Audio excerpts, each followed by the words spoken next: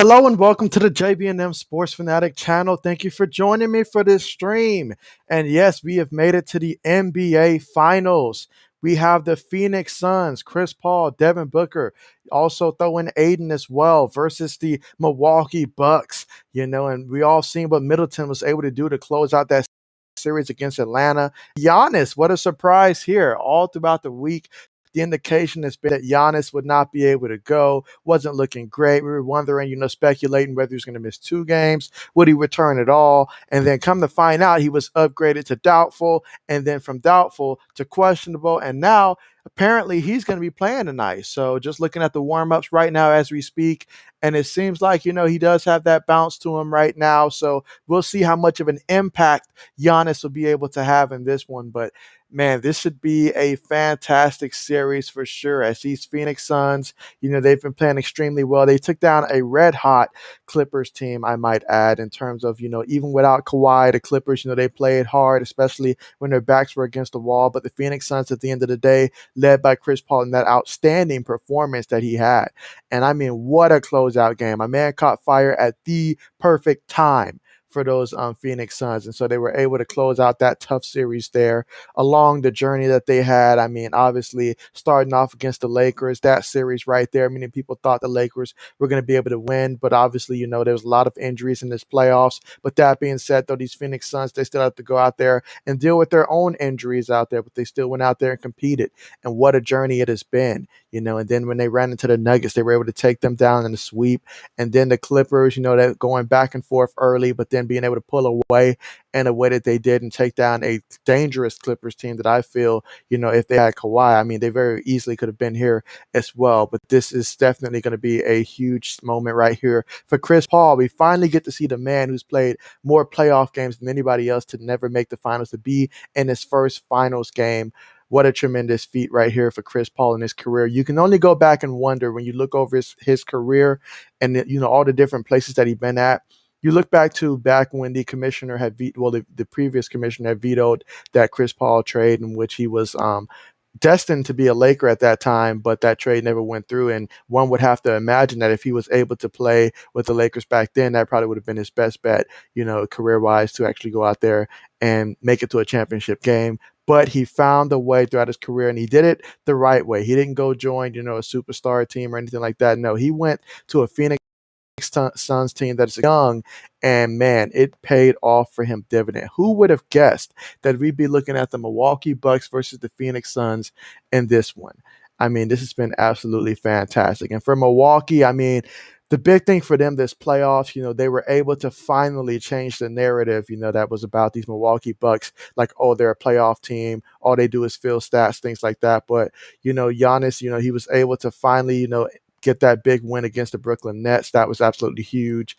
And man, I mean, this team, they had a lot of hurdles that they had to overcome, especially when they lost Giannis there. But Middleton, he's been absolutely huge for them. The way that, like late in the games against the Brooklyn Nets, particularly how he went toe to toe with Kevin Durant and was able to win some of those clutch games that they really needed to win.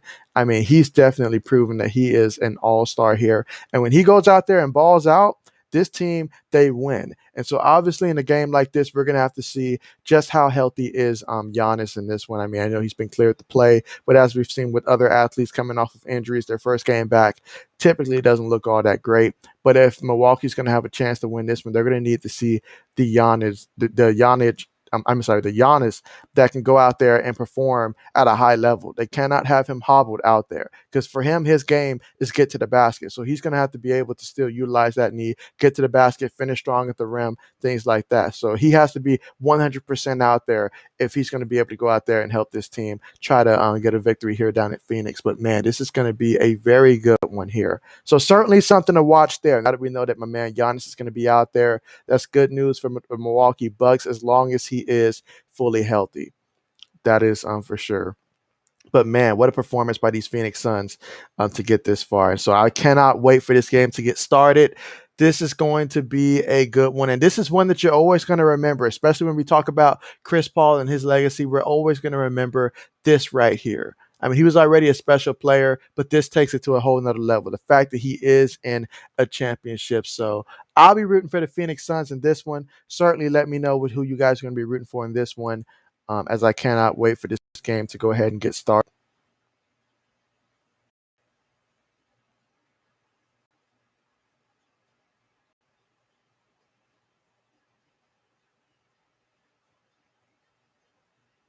And so I'll go ahead and pose the first question to get things started in the chat. Who will win this series and in how many games? So let me know your thoughts in the comment section. Definitely looking forward to hearing from you guys. But yeah, who's going to win this series and in how many games?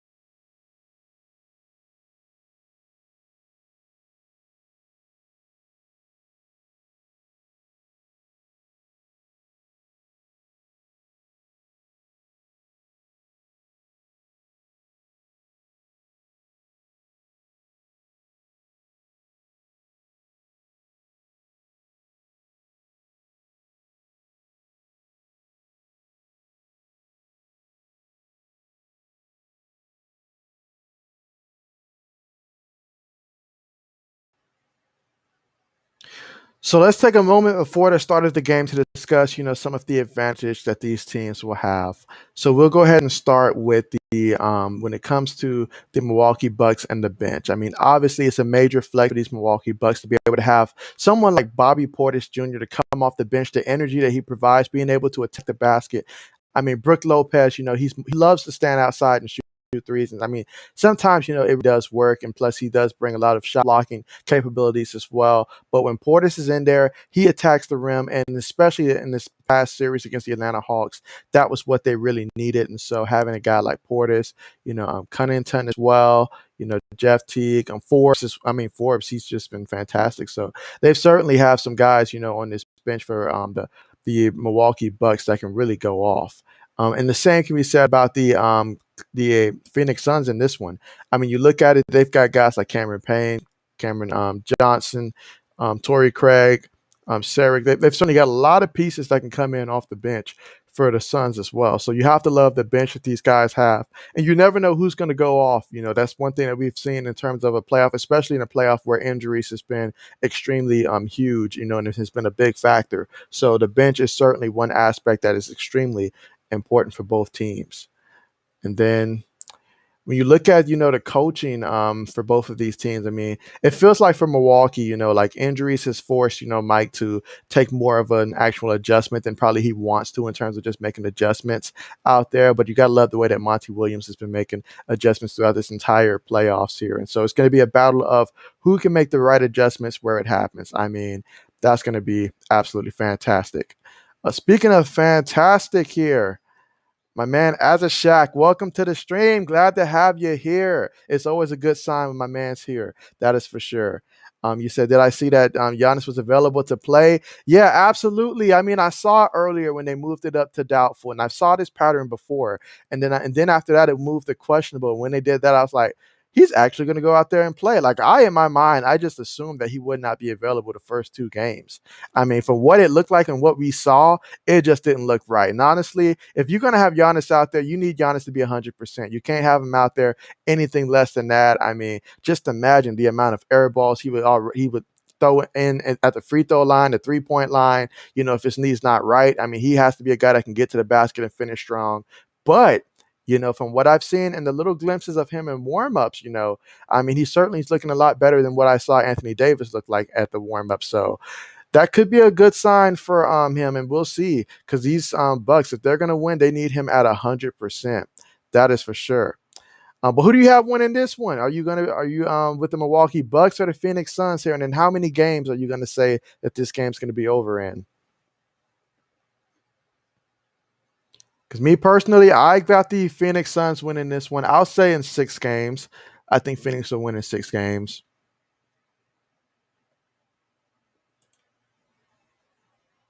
Let's see. He says, "Yeah, I remember seeing that play, and luckily it looked way worse than it actually was." Absolutely, yeah. Because when I first saw that and the way that bent, I mean, That was just, I felt like that was devastating. I mean, here you go, the Milwaukee Bucks, they finally beat a high quality team at that time, after beating the Nets, and then you run into the Suns. And hey, I mean, they just for bad luck to strike like that after all the teams you saw get put out due to injuries and stuff, it was just tough to watch. But I'm glad to see that he's going to be able to go out there. I just hope that he's going to be closer to 100%. Not. Let's see. As a Shaq, you say you've got him in six, huh?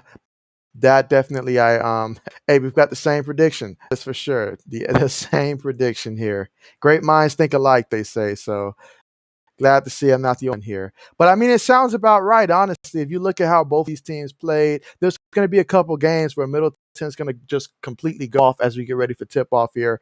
And he's going to have some games where he's going to have about 35, 38 points out there, I feel, especially with Giannis being limited. They're going to have to run the offense mainly through him, I feel. And now we have the tip off here. Giannis at the top. Gives it to Drew Holiday. Holiday is going to be crucial for these Bucks. If they want this to be a 3-on-3, they're going to need Holiday to step up. And right off the bat, they tried to get Giannis that one. He wasn't able to connect, so he'll be going to the free throw line. But right off the bat, that was a good sign right there if you're rooting for the Milwaukee Bucks. Just a fan of basketball in general, to see that he was able to go up there. And had it not been for the foul on Crowder, he'd have finished there. So that's a good sign right there. As we get this game started off with a bang, literally. Now let's see how he does at the free throw line. The question is, will he airball at least one of these?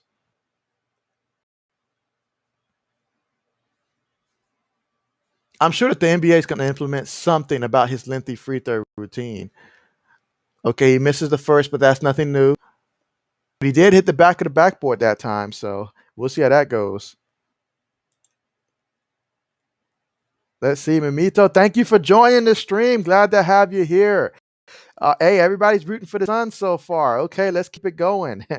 Yes. How many games do you think this series is going to go in terms of the Suns win? Let's see. As a Shaq, you say you made one. Yeah, my TV's just now showing that. Sometimes I'm a little behind, so you'll see that I won't look at the scoreboard up here. I'll just pay attention to the TV, so that way I'm not behind in terms of just trying to get the play-by-play. Chris Paul, he's got it.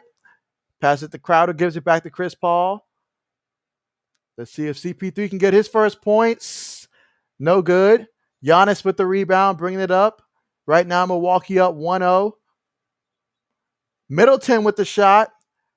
No good. And yeah, that's someone that you have to pay attention to for the Phoenix Suns. You cannot allow Middleton to go off, especially knowing that Giannis is a little banged up while Booker shoots that three no good. You've got to make sure that Middleton does not go off, because if he goes off, my goodness, this could be one heck of a game right here. All right, so that two right there by Brook Lopez is good. Right now, Devin Booker's got it. He's looking to get his first points, and it's good. All right, and that's the Suns' first point of the night. 3-2 up lead for the Milwaukee Bucks. And Middleton, he's got it. He's been so huge for this team as he shoots, and he got it to fall. He's looking to get going early. 5-2. Yet Phoenix has got to make sure that they get the ball out of his hand. That would be my primary focus right now if I was the Phoenix Suns. Aiden's got it down low. All right, that's going to be a personal foul against Tucker. Let's see. All right, so Mimito says 5 or 6. All right, everybody can see the 6. We all are in the same ballpark here in terms of the Suns and 6. And so that right there, that just goes to show we know our stuff. That is for sure. Let's see. I'd say it's always a huge surprise when CP3 misses a mid-range shot. Absolutely. I feel the same way on 2K. I mean, I'm like, is that a glitch if he misses that mid-range? That should be bread and butter for him right there. Absolutely. Right now, Milwaukee is up 5-4 with that last throwdown by Aiden. They're going to have to definitely make sure that they play great defense here against these Milwaukee Bucks. As I keep mentioning, Middleton cannot let him go off. Now we'll let Giannis have, that space from downtown the entire time, but cannot let him penetrating as well as he finishes on that one. So clearly it looks like he's looking like if he's not 100%, he's pretty close to it, at least for right now. Nice pass down low for Aiden. I feel like Aiden could have went up with that one, honestly.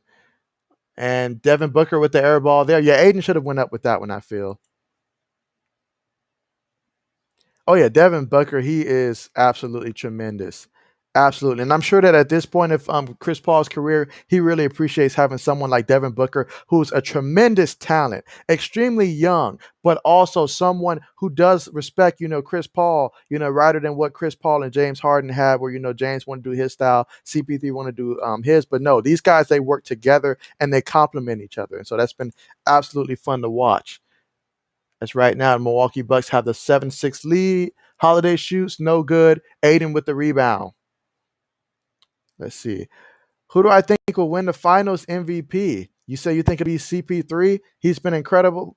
Absolutely. I feel like if it's close between Chris Paul and Devin Booker, it's got to go to CP3. I've got to go with that one too. I've got to say CP3.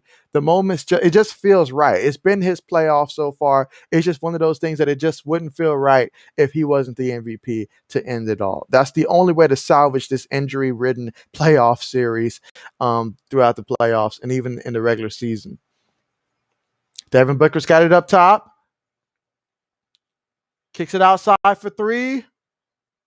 No good. All right, Giannis got to stop the penetration right now. And he's able to get close to the basket, but gets fouled. If this man was an excellent free throw shooter, he would be extremely scary. Not to say that he's not, because Giannis is a tremendous player, but if he was a good free throw shooter on top of that, imagine how many points he could drop on any given night. Or how many more points, I should say. Brook Lopez is going to be another key for these Milwaukee Bucks. If you're rooting for Milwaukee, you certainly want to see Lopez a little. You want to see him down low a little bit more, especially in this series. Now he's going to be matched up against Aiden. You certainly want to see him post up more and give you that extra dimension down low, which is something that you get when Portis is in the game, as Giannis misses that free throw. But if he can contribute, because he's been extremely effective when he does that. He had one game where he was just going off down low. So if he can bring that presence, you need guys like that to try to just bring that X factor presence, honestly. So if he can do that, that would be absolutely fantastic. Absolutely. Let's see. As a Shaq, you say, this counting always makes me laugh. It's one of his few weaknesses, and he's just and he was bad at it in the regular season. Yeah. For real, to make you feel some type of way, because I think back to playing high school basketball, and I'd have felt some type of way if every time me specifically go to the free throw line, I'm the only one that they're doing this for. It's one thing if they're doing it for the whole team, but if it's just me and I know why they're doing it, yeah, that would be absolutely hard right there. I'd be in the gym like all the time trying to practice and at least get a quicker release. Middleton from downtown, no good. Rebound by Aiden. Right now, the Milwaukee Bucks are currently up 10-8. And Booker, he goes inside. Yeah, you got to call that. All right, there we go. So we're tied up 10-10. So far in this one, I can say without a doubt that my man Giannis, he absolutely looks like he is doing tremendous right now in terms of just that injury, being involved on the offense. As Holiday gets a shot up, no good. Chris Paul with the rebound. Gives it to Crowder from downtown. No good. And that's another person. If they can get Crowder to hit, just start hitting some shots early, I feel that can help this offense get started right now. All right. Tremendous passing right now by the Milwaukee Bucks. I feel like everybody on offense touched that one. And Tucker with the finish. Chris Paul's got it up top, though. Kicks it to Devin Booker, who's guarded by Middleton. And Booker, he's putting the moves on. He goes, kicks it out to Chris Paul in the corner. Up, they're going to say that shot doesn't count. They're saying he stepped out of bounds, and we're going to have a full timeout by the Phoenix Suns. So right now, Milwaukee up 12-10 as we're almost halfway through the first quarter of the first game of the NBA Finals. Absolutely. Let's see. Great passing from the Bucks on that play and great finish by PJ Tucker. Exactly. I mean, literally everybody out there just touched the ball, passed it, and that's when you know that you're really playing just to win the game. It's like, I'm not being selfish. I'm not trying to go out there and be a hero, because one thing we have to take into consideration is that both of these teams, they've been tremendous in the playoffs, but in terms of just playoff experience, they're both probably a little low in terms of just playoff experience, especially from their key guys. And so they're certainly going to have to, make sure that they relax, go out there and just play basketball, play team basketball. Don't try to play hero ball or anything like that. Just go out there, remember it's just another basketball game, as Chris Paul would say, and just go out there and shoot. Let's see. Jay Crowder is going to be such a huge player in this series. If he does well, the Suns will dominate. But if he shoots poorly, they're probably going to be losing the game. Absolutely. He's certainly one of those guys that, has that X factor ability about him, because when he gets going from downtown, that's another dimension, because, we all know that, Devin Booker, we know Chris Paul, those guys right there, they do an excellent job in terms of, setting other guys up and passing the ball. So if you have someone that can actually go out there and hit it between him and Bridges, if they can get going, that's going to be a major flex. It's going to open up that inside of the paint, that Milwaukee's trying so hard to guard right now. So that's going to be absolutely huge for them. But this is going to be a fun one to watch. Both teams, this is really exciting. I'm just glad to see that Giannis, that he does look pretty good in this one in terms of just, I want the Suns to win, but I want it to be a good series, a good game. And, I didn't want for Giannis to be hobbled and have that be the reason why the Milwaukee Bucks lose, should they lose. So, but what a game it is going to be. All right, so I'll pose another question. Let's see. And my second question I'll pose today is, other than CP3, which NBA player would you love to see get his first championship ring? So let me know in the chat, which NBA player would you love to see get his first championship ring? There's so many players out there that would love to get that championship ring. And we all know at the end of the day, when a player's career is done, we're going to talk about how many rings does he have, things like that. So certainly important that these guys are able to go out there and get that ring.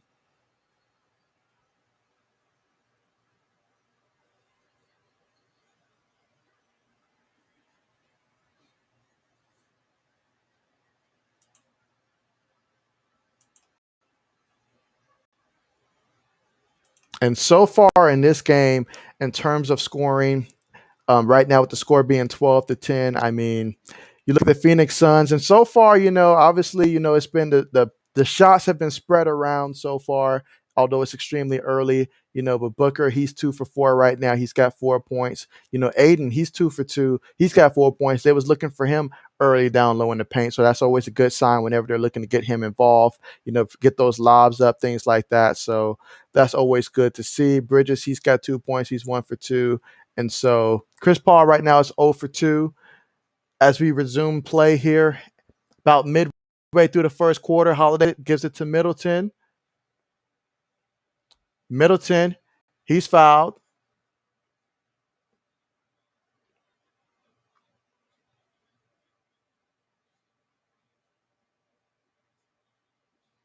Yeah, that injury that they're showing, yeah, that was tough to watch right there when it happened. I honestly am surprised that Giannis is able to play in this game so soon after watching that. Holiday's got it up top, gives it to Middleton. Middleton guarded by Bridges. Gets that one up, no good. All right, rebound secured by the Suns. Devin Booker's got it. He's looking to go to inside. Gets it up and gets it to fall. Nice shot by Devin Booker. Way to adjust on that shot as we're tied up 12-12. Drew Holiday's got it. Kicks it up top. Portis Jr., he's got it. Middleton, guarded by Crowder. Portis Jr., he's going to look to go inside. He gets his shot up. No good. Lopez tried to tip it in. But these Bucks are able to get the rebound. And Middleton doesn't connect. Wow. What a shocker that he missed that. That was an absolute shocker right there. I thought he had that. As the Phoenix Suns, they're able to convert there, and they are up 14-12 in this one in front of the home crowd. Lopez from outside, he shoots the three. He gets that to fall. Nice shot on that one as the Bucks are up 15-14. Let's see. All right, so as the Shaq says, I'll give a few. Okay, Zach Levine. Ooh, there's a name. Damian Lillard, Paul George, Russell Westbrook, and DeJounte Murray. Okay, some guys you want to see get. Hey, you listed basically everyone that I could have thought of. Especially Damian Lillard and Russell Westbrook, especially those two. I've been wanting for a while to see them get a ring, especially for Russ. I mean, he took such a bad rap, from ever since KD left Oklahoma City in terms of just being the reason why Kevin Durant wasn't able to, win a championship and why he had to jump ship. But with that being said, though, I really want to see Russ, at some point in his career get a championship because he plays with such heart, and I mean, regardless if he takes too many shots or not, the man plays with heart. So that is absolutely someone that I'd love to see get a ring there. Right now, the Suns got it. Devin Booker, he's looking, passes it across the pane, gives it in the corner for Crowder. No good. Bucks with the rebound. Middleton's going to bring it up. And Middleton, he gets that one a fall. So he's warming up right now. Good sign if you're Milwaukee. Let's see. As the Shaq says, great shot from Lopez. Here's another guy just like Jay who will be a huge factor in this series.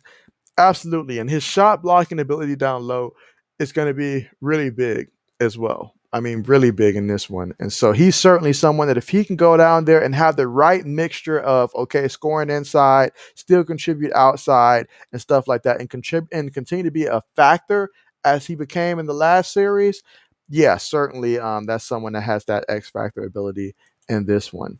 So many X factor potentials, especially between him and Portis Jr., they have that X factor ability. So let's see. Booker at the line. He gets that first free throw to fall. See if he can go 2 for 2.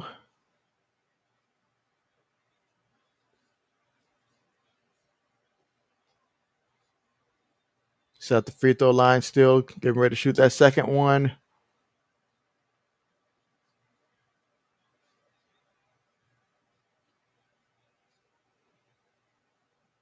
And he converts on that one, 2 for 2. All right. Milwaukee Bucks, they inbound the ball. Holiday's got it up top. Porter sets the pick. Holiday, he puts the shot up. No good. Devin Booker with the rebound. Crowder's up top. Booker has it.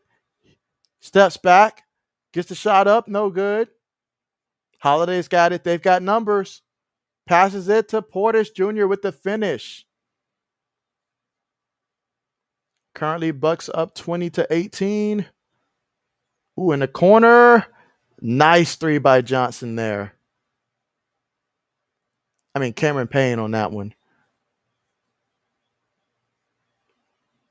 Oh, he almost got the steal on that one. And the Bucks go inside. Nearly loses it. Suns able to come away with the rebound. That's Crowder on the rebound. Devin Booker's got it. Kicks it back for 3. Nice shot by Payne on that one. 24-20 with about 3 minutes to go in the first. What an excellent first quarter that we've seen from both teams with these Phoenix Suns. They are heating up right now. What a shot. What a shot. And I'll take this time to thank each and every one of you here for joining me on the stream. Really appreciate you guys. You guys are the best whenever you guys are here, whether it's, chatting through the chat section or just joining in general. Really makes the stream that much better. So really appreciate you guys for sure and appreciate the support. Let's see. As the Shaq says, it's weird how they are now finally giving Portis minutes. He's a pretty solid shooter. Absolutely, but this is something that they were forced to realize, hey, this guy can really play. I mean, and then they obviously over the last couple rounds. That he's come in, he's been such a tremendous spark for them, especially when Lopez wasn't necessarily, playing the way that he's been playing lately. And then they saw him come in. So they had no choice but to actually, give my man some minutes here. And that just goes to show, that regardless of the situation that you're in, whether it's high school, college, if you go out there and you produce when you are on the court, at some point they're going to have no chance but to actually just notice you, and then from there you'll get your opportunity as long as you keep just doing the right stuff. And that's a good example right there. My man, he's earned these minutes because they sure as heck wasn't given to him. He's earned it. Let's see. Shaq says, hopefully you can get 500 subs before the finals end. That would be awesome. That would be tremendous. Absolutely. So if you're watching this and you're not subscribed, but you enjoy my content, definitely do consider subscribing. Really appreciate you guys and support, whether it's, liking the videos, subscribing. I do football, basketball, and then when football season starts, I'll be streaming football games as well. But really appreciate the support. And thank you so much for that one right there, Shaq. So right now, with 3 minutes remaining in the first quarter, these Suns, they are up 24-20. I mean, this is going to be a good one. This is going to be a good one. So far in this one, Chris Paul, in terms of the impact that he's had in this one, he hasn't scored yet, but we're all waiting for him to get his first points in the NBA Finals. And when that moment happens, we can celebrate that. As I'm sure he's going to have a big game in this one, especially in the second half. But so far in this one for the Phoenix Suns, Devin Booker, he's got 8 points in this one, going 3 for 6, as well as hitting a pair of free throws. Then you've got Aiden with 6 points right now. Bridges, he's got 4. And then you look at these Milwaukee Bucks. I mean, right now, Chris Middleton, he's 2 for 6. He's got 5 points. Brook Lopez, he's got 7 points. He's 3 for 7. So right now, Brook Lopez is being huge right now for them. And I'm really looking forward to seeing how this is going to play out in the rest of this game in terms of his impact versus Aiden in this one. So this is absolutely fantastic to see.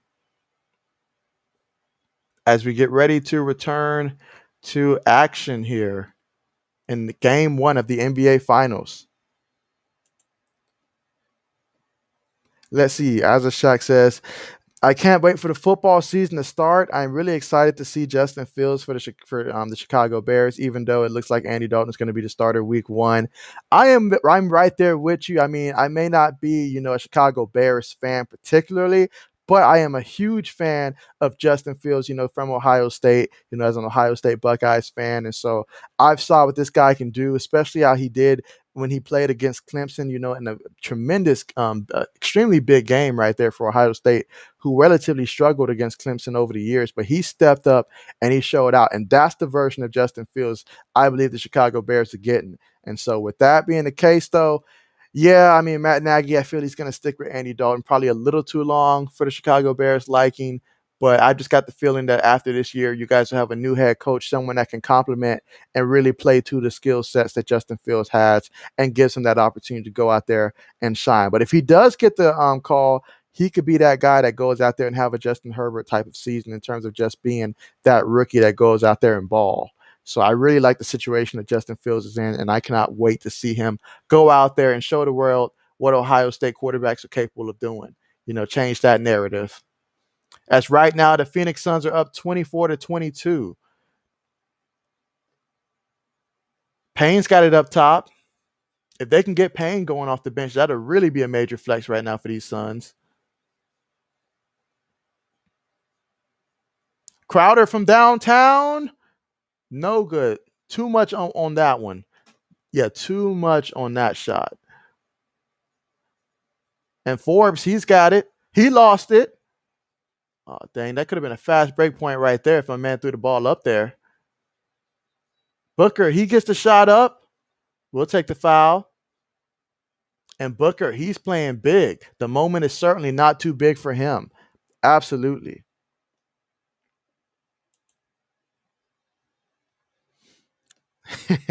Let's see. I hope Matt Nagy goes back to calling the plays like he did in 2018. He was a great offensive play caller in 2018 and not so much anymore.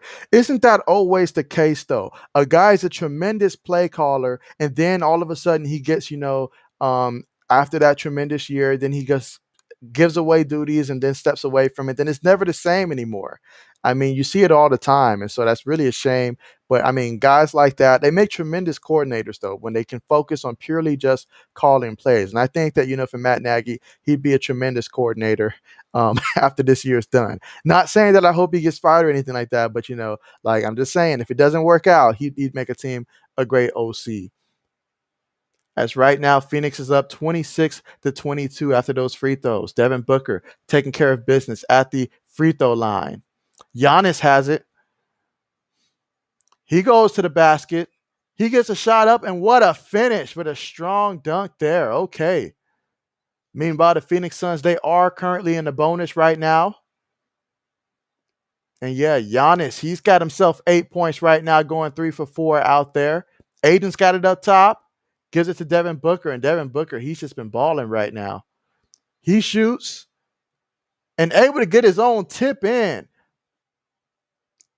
Will they count it, though? All right, so he'll be going to the free throw line.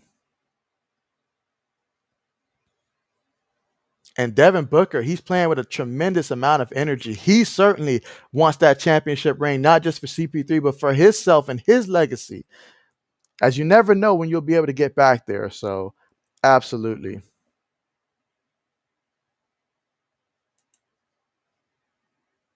Let's see. Azashak says, I think one of the reasons the Bears aren't as good as in 2018 was because we got rid of Jordan Howard. Great running back. We should have never traded him. Yeah, that one right there. I mean, after the start that he had with Chicago, I was thinking, okay, he's going to be next in line, replace Matt Forte, in terms of the legacy for these Chicago Bears. And then after that, he just really sort of just, like they just parted ways with him. And it happened so suddenly. And it's tough to see that, with Jordan Howard, just how he's been having to go. It seems like Philadelphia may be a place that, he might can call home for at least a little bit. Who knows? But yeah, he's been there. I believe he's been with Miami as well, but he just hasn't looked the same as he did that first season with Chicago. So that may have been one reason right there for sure. But it doesn't help the Chicago Bears when, you have to say the best quarterback that you've ever had is potentially Jay Cutler. I mean, that doesn't even feel right saying that. So they desperately needed to address this quarterback position. So it was good for them to take Justin Fields. All right, so right now the Phoenix Suns, they're up 28-26 with about 15 seconds to go. Devin Booker's got it up top. Devin Booker, he's looking to make a play. Kicks it to Payne. No good. But they get the follow-up right there. Nice shot by Craig. Okay. Oh, and Portis Jr. just missed that. And at the end of the first quarter, we've got an explosive one here with the Phoenix Suns up 30-26. I mean, wow, both teams, having their way, finding the basket. And so it's just absolutely fun to watch right now. When you look at the scoring, I mean, for the Milwaukee Bucks, I mean, not only having Giannis just suit up for this one, but the fact that he was able to look like himself out there. He's got 8 points, going 3 for 4. It doesn't look like they're asking him to do too much, but he's doing, Giannis type of things in terms of just going out there and producing. He's even 50% from the free throw line right now. Middleton, he's 2 for 6. He's got 5 points. And even with that, I feel that he's going to continue to get better as the game goes on. Brook Lopez, he's got 7 points. The only thing that's really hurting the Milwaukee Bucks right now, honestly, is the fact that Drew Holiday doesn't have a single point. They're going to need for him to be more of a contributor in this series if they plan on taking this series or even just, going deep into the series. He's going to have to contribute. He cannot be having these quarters where he's, going 0 for 4 and things like that. We'll see if that changes along the line for the Milwaukee Bucks. Now for the Phoenix Suns, Devin Booker, he's 3 for 6. He's got 12 points right now.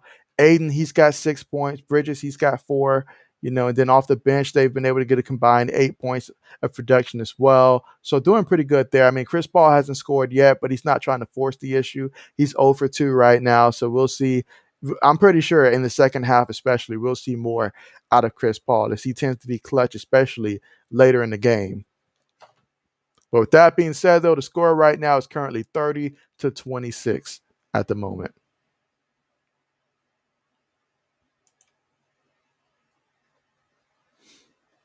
Yeah, let's see. You say you thought Payne was going to make it.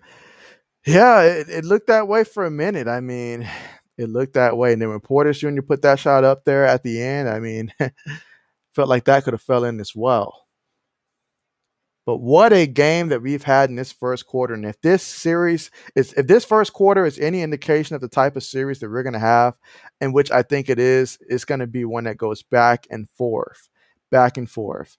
Both teams, I mean, this championship can mean so much for these players. And as we all know, they always say you never know when you'll be back. But nobody understands that more than Chris Paul. I mean, heck, he's never been a first time prior to this, so this is his first time. So it's just so hard to get back, especially when you look at, from the Milwaukee Bucks standpoint next year with what Brooklyn will be having returning. And I'm pretty sure they're going to try to make some moves to get even better, and then just that whole Eastern Conference there. And then obviously for the Phoenix Suns being in the Western Conference, the return of the Lakers, if the Clippers are able to retain Kawhi, bringing them back, and then Denver being healthy next year, hopefully. So, yeah, there's just so many teams that you have to consider next year. So that's why when you have this opportunity, you've got to make sure that you take advantage of it.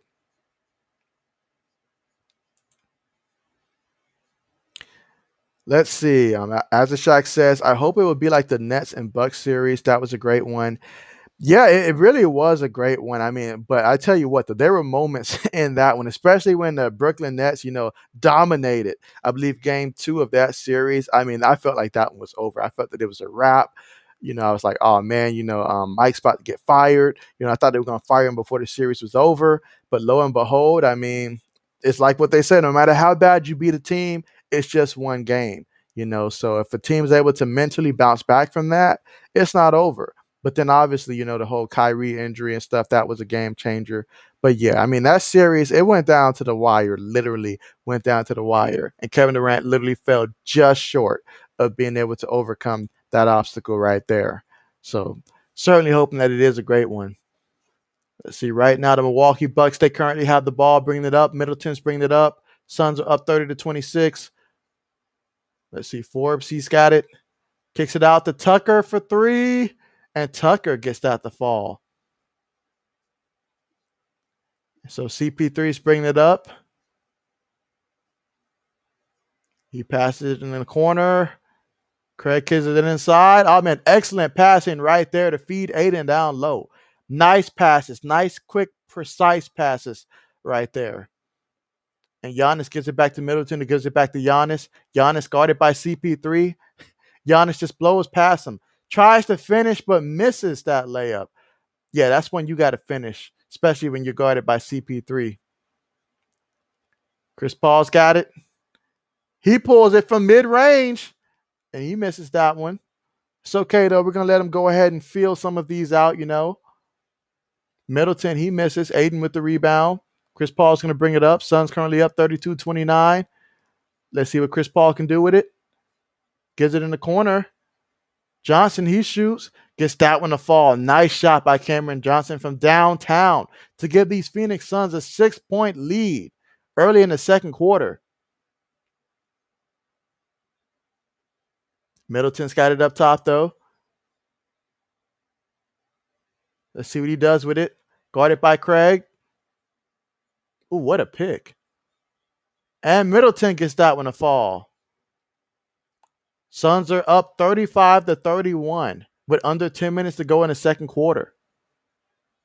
Chris Paul's got it. Gives it to Johnson, kicks it in the corner to Payne. And Payne puts it up. No good. Giannis got it. He passes it wide open downtown. And that's good. So Milwaukee down by 1 point, 35-34. Let's see. So as the Shaq says, it's so awesome to see a game where teams are actually battling in the paint and not chucking up 33-pointers in a quarter. Hey, that's why they've made it this far, honestly, because sometimes when those shots are there, those threes are nice, but when they're not there, these are the more consistent shots. And so they certainly have the teams that like to go inside and finish. Speaking of finish, what a finish there by Aiden. I like the explosiveness to the rim right there, 37-34. Okay, I see you. But yeah, I feel you there. The appreciation after seeing, so many guys just chunking up threes left and right, but the appreciation here for a team that can go inside on both sides. Definitely feel you there.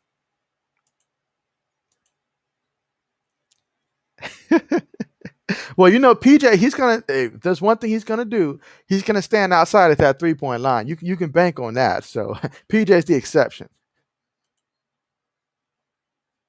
Let's see. Everyone keeps hitting 3-pointers after I say, hey, you started it. You started it. You challenged them. So there's like, you know what? He's right. Let us start shooting some threes here. But right now, these Phoenix Suns are currently up 38-34 in this one.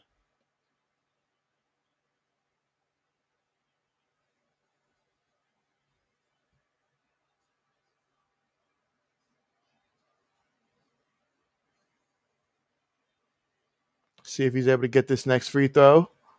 CP3 getting his first points of the night. He's been waiting forever to score in the NBA Finals.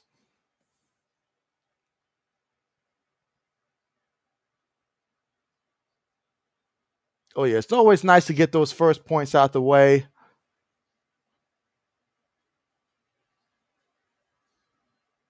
And he gets the second one to fall as well. Phoenix is up 39-34. Holiday's got it up top. Holiday has no points in this one thus far. Middleton's got it. You got to get the ball out of his hand. He passes it to Tucker, who gives it down low to Lopez. Doing work down low. Lopez, he can honestly get that shot just about whenever he wants to. Problem is, getting him to want to do that on a consistent basis. And CP3 shoots and gets that one to fall. Okay, CP3 trying to get going here. Holiday's got it up top. He's trying to post up Chris Paul here. He goes inside with the shot and gets that one to fall. Just muscled his way in on that one. Suns are up 41-38. Chris Paul's got it. Oh, he's guarded by Brook Lopez. Ooh.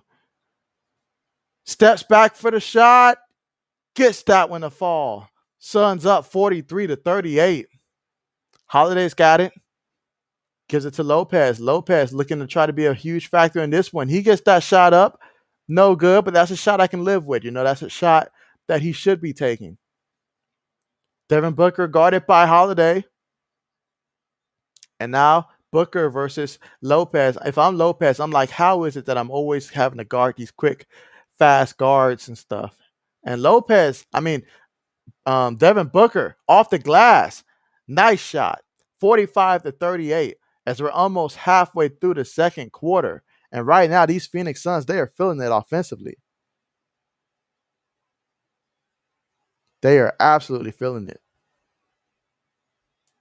And let's see, as the Shaq says, it's a good sign for the Suns. They are playing so well offensively, and CP3 has only scored at the free throw line once.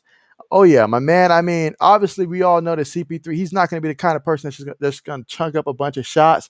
But when he gets going, he'll feel when he's got it. And so I love that about him, especially in that third or fourth quarter, particularly about midway through that fourth quarter, where he's like, all right, I'm feeling it now. And so then he starts getting a couple baskets, mid-range, getting a couple baskets. And so, yeah, that is absolutely fantastic.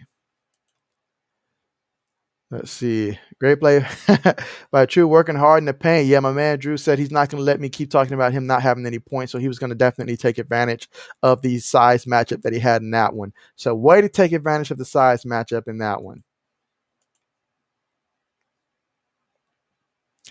Oh, wow. What a question there. He says, what's it like streaming a whole NBA game? Is your voice tired after the stream?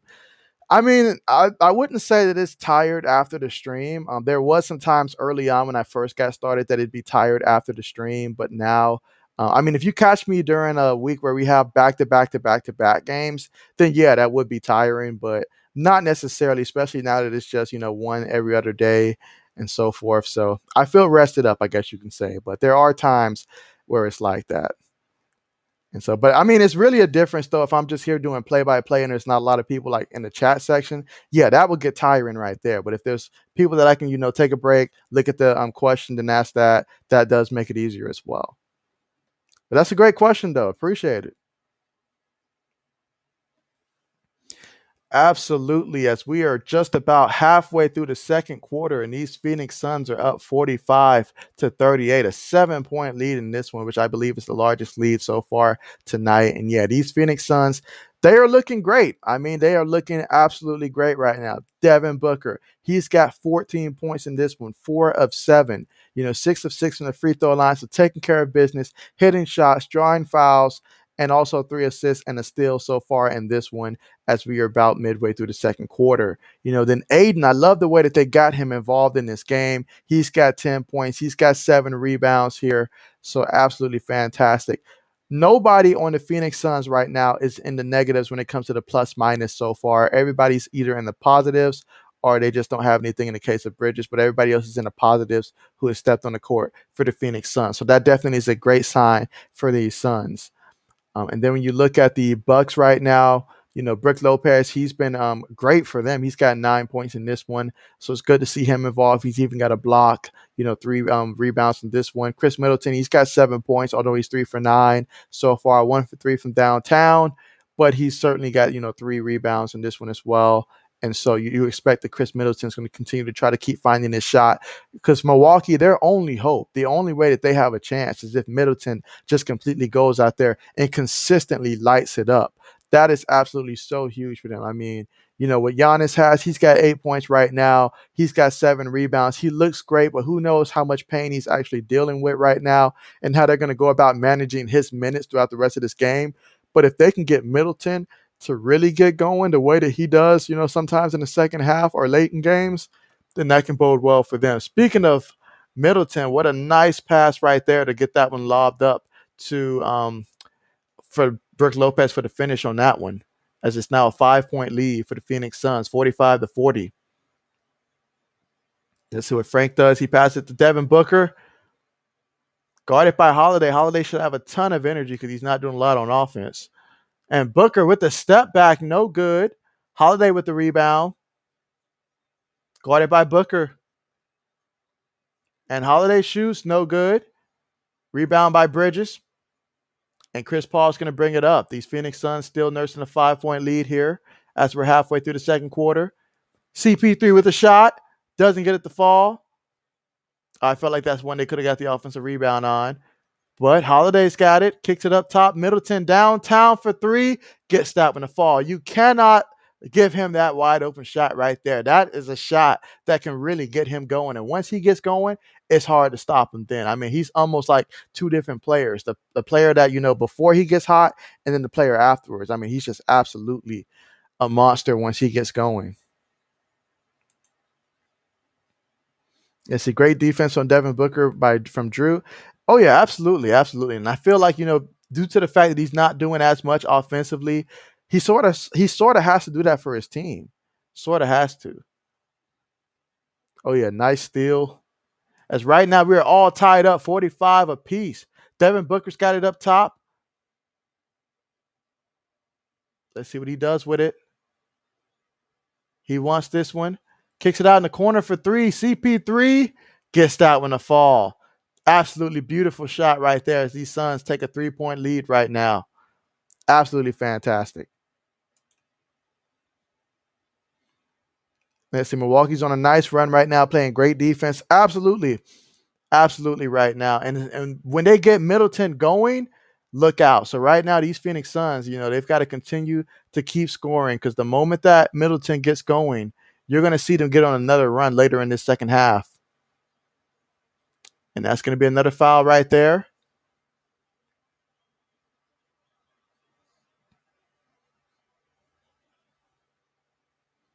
So Booker, he'll go to the free throw line.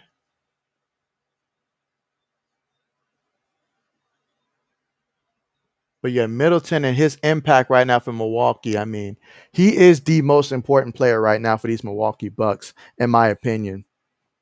I mean, Giannis may be their best player, but Middleton's their most important player because when he goes out there and he lights it up, this team, they get W's.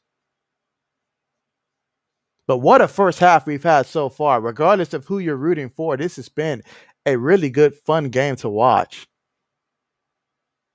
All right, Booker continuing to be consistent from the free throw line. And ultimately, in a game like this, free throws might make the difference.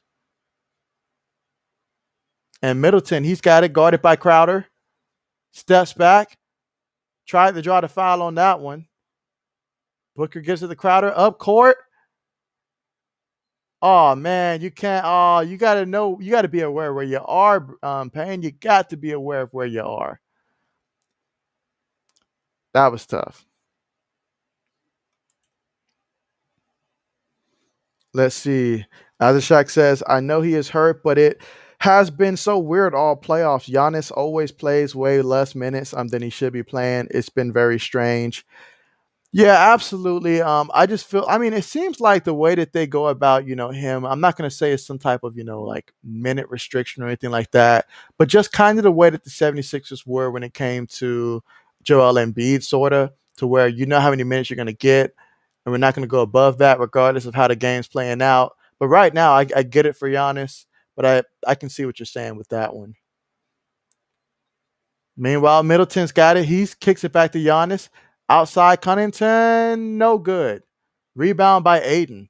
Having someone like Aiden to rebound for you is so huge. In the game against Atlanta, that's one of the things that really hurt Atlanta was they didn't have someone inside that can rebound consistently the way that he did. There were times where, both Collins and Capella were able to rebound effectively against this Milwaukee Bucks team, especially in game one. But in terms of just pure consistency, as Giannis just airballs that rainbow right there. And Devin Booker with a nice pass in the corner for Bridges. No good. But that was an excellent pass. That was a nice pass there.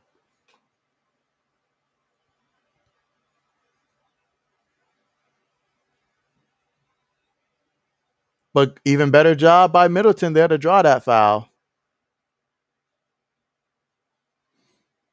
And Holiday gives it to Giannis. Giannis guarded by Crowder.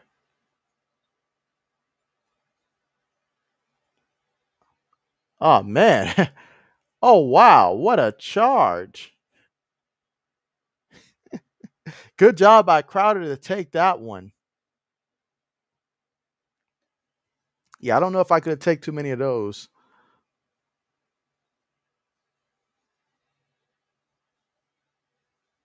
And right now, the Phoenix Suns are currently up 50-47 with less than 3 minutes to go before the half. I mean, this game has been close the entire way. Both teams going back and forth, playing their style of basketball. They're clearly not afraid of the moment, and they're playing great team basketball. We're seeing some excellent passes, some nice ball movements. Everybody's staying within themselves. So, absolutely.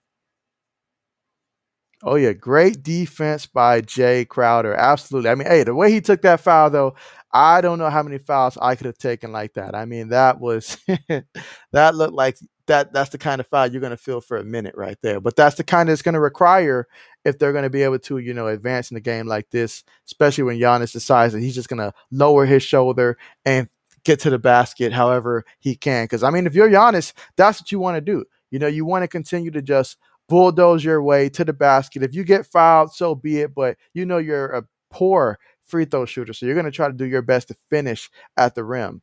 So, and that's what it's going to come down to him being able to finish these shots. Because I mean, at the free throw line, let's just call him 50%, being nice. Yeah, that's not going to cut it. But this game has been absolutely tremendous so far on both teams. And it's little plays like that'll make the big difference when it's all said and done at the end of this one. I mean, in the first quarter, the Phoenix Suns outscored Milwaukee 30-26. So far in the second quarter, Milwaukee has a 1-point edge in this quarter so far. Malik, thank you for joining the stream. Glad to have you here. Everything is going great, man. How's things going with you? Who are you rooting for in this game, the Suns or the Milwaukee Bucks?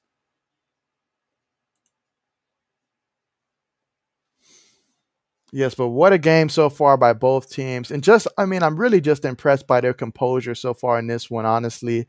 I mean, if you look at it, I mean, both teams have a total of about Yeah, about even in terms of the turnover department, 5 for the Bucks, 6 for the Suns. There hasn't been too many free throws in this one, although the Phoenix Suns have been doing a great job of Devin Booker getting to the free throw line. As he's shot 8 of their 10 free throws. Matter of fact, the Suns, they're 10 for 10 at the free throw line. So free throws, definitely important, especially when you're making them. And that's ultimately been a difference as the Milwaukee Bucks so far, only Giannis has been to the free throw line for them. He's 2 for 4. And so right now it seems small, but later in the game, as those free throws become more and more important, especially late fourth quarter, that's how a team like the Phoenix Suns could really separate themselves in this one. I mean, Chris Paul, he's come alive in this second quarter. After going scoreless in the first quarter, he's already got 9 points. In this quarter, Devin Booker, he's got 16 points. Aiden's got 10 points in this one. So these guys, they're just out here balling right now. Off the bench, they're getting 11 points for these Phoenix Suns. And for the Milwaukee Bucks, Lopez, 11 points. Middleton, he's got 12 points. So he's starting to field his shot more and more. And that's certainly something that you have to make sure defensively you don't let this man get into a zone. Because when he gets into a zone, good luck. Good luck. And Giannis, he's got 8 points in this one. Hey, considering that we didn't even know that this guy was going to play up until now, they did a good job of hiding that from us, not telling us any indication because I really thought he wasn't going to play. And right now, Chris Paul's got the ball up top. He pulls the jumper, gets that one to fall. Nice. So the Phoenix Suns are up 52-47. Nice shot by Chris Paul there. Let's see. Malik says, awesome. Thank you, man. I would love to see CP3 get his ring. He deserves it so much. Plus, I think we would get to see Giannis win a series within the next few years.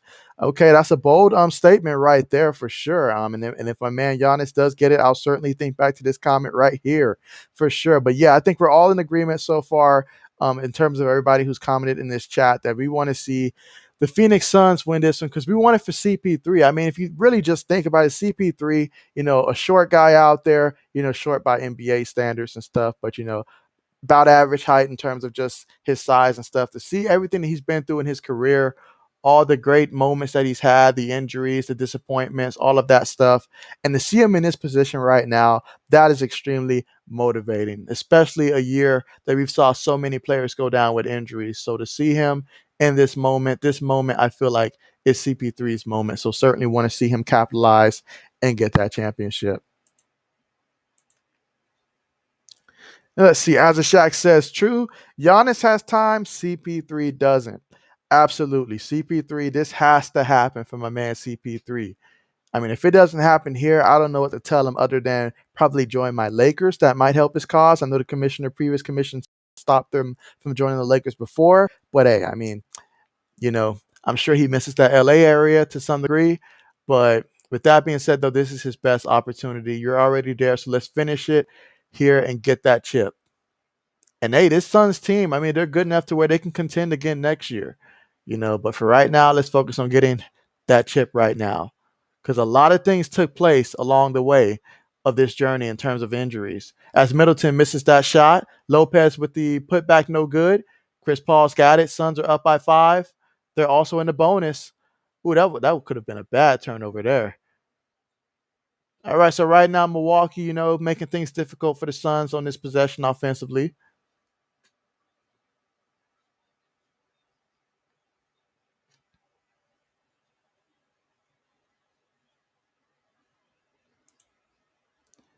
Let's see. So as Shaq says, I want to see D Book and CP3 win a ring, and I also really want to see Monty Williams win one too. Excellent point right there to see my man Monty get one as well. Can't overlook that as well. If any coach deserves it, he certainly does. So that would be tremendous right there. I mean, there's a lot to like about this Phoenix Suns team overall. They're a fun team to watch, also including Aiden and what he's able to do. So they're really fun to watch. Oh, what a block. What a nasty block right there by Giannis. My goodness. As Holiday with a nice spin, unable to finish. But man, that was one heck of a block right there. I'm not going to lie. That was impressive. Man, my man Malik says that, man, you should win an award for this new intro. It is straight fire. Hey, appreciate you. Appreciate you. Most definitely, I was spending some time thinking about, what's the best way to make this intro so that way it's something that's catchy. And so I was like, you know what? Then the idea struck me, and I was like, you know what? That is absolutely a great idea. So I really appreciate it. That one right there certainly took a couple days, but really appreciate it.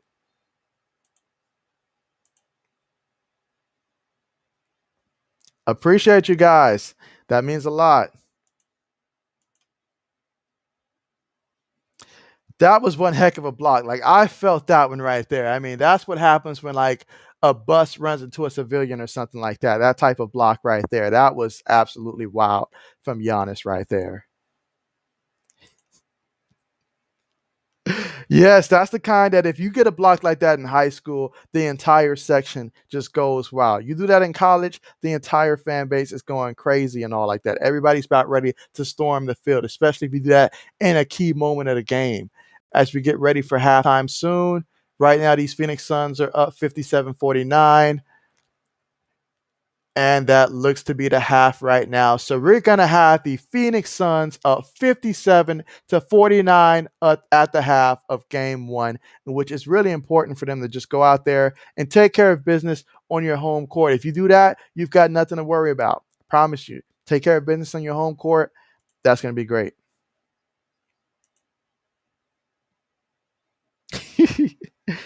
Yeah, something about these air balls, especially in games that Giannis is involved in, it just seems to be a common theme whatsoever. Let's see. The clock said there was 3 minutes left. Man, too funny, too funny, too funny. But right now, at the half, I mean, what a game we've had in the first half here. I mean, both teams are going back and forth, but it seems like that run that Milwaukee had, Phoenix was able to answer with a run of their own right before the half. And so, what a game it has been. In terms of shooting in this game for the Phoenix Suns, as a team, they are 20 of 43. So they're shooting about 47, 48% right now in the court. From downtown, they're shooting about 35, 36%, going 5 of 15. So that's really about 33, 34% right there. And then, free throws, 12 of 12. So it's always important to capitalize on those free throws for sure in a game like this. And then you look at what the Milwaukee Bucks are doing as a team. They're currently 21 of 49 out there on the court, so about 43% shooting on the court. And then from downtown, they are 5 of 14. So shooting about that, 35, 36% range, so far in this one. 2 for 4 in terms of free throws. All of those free throws have come from Giannis. So if you're the Milwaukee Bucks, what can you do to improve? Well, certainly continue to be more aggressive. I mean, my man Portis, he should have more than 2 points, off the bench right now. He's only played 7 minutes in this one. Maybe he can come in and continue to keep things going. I mean, Giannis, he came off to a fast start with 8 points, but he's only got 10 points so far. Middleton, Middleton, when he gets going, that's going to be the difference for them. Holiday with just 4 points, you're probably going to need a little bit more out of him in terms of just being involved in the offense. He can't just have the ball and then pass it. And then, because you're allowing the guy that's guarding you to continue to stay rested. And when that happens, he's able to do damage on the other end because you're not really being a factor, offensively between him and also Tucker just standing outside for three. That's two guys right there that you're not really having to too much do a lot of work on, defensively, so you can rest up for the offensive end to have games like this. But overall, I mean, for both teams, I mean, Devin Booker, 16 points. I mean, absolutely impressive in this one. Chris Paul, 11 points, all in the second quarter. So, now that first quarter's out the way, he seems like he's more comfortable in terms of shooting and stuff. They're starting to fall, and that's a great sign for these Phoenix Suns. Aiden, he's got 10 points. Bridges, he's got 9 points as well. Crowder, he's over 4 right now, but that doesn't really too much seem to matter. I mean, that defensive possession that he had against Giannis, that was absolutely fantastic. So, both teams are doing great, but the Phoenix Suns right now, they are doing just a little better as they've won both quarters by 4 points. And they've won the first quarter by 4 points and the second quarter by 4 points. And so we'll see what kind of adjustments are made at halftime when they come out. But certainly this one has been fun to watch thus far.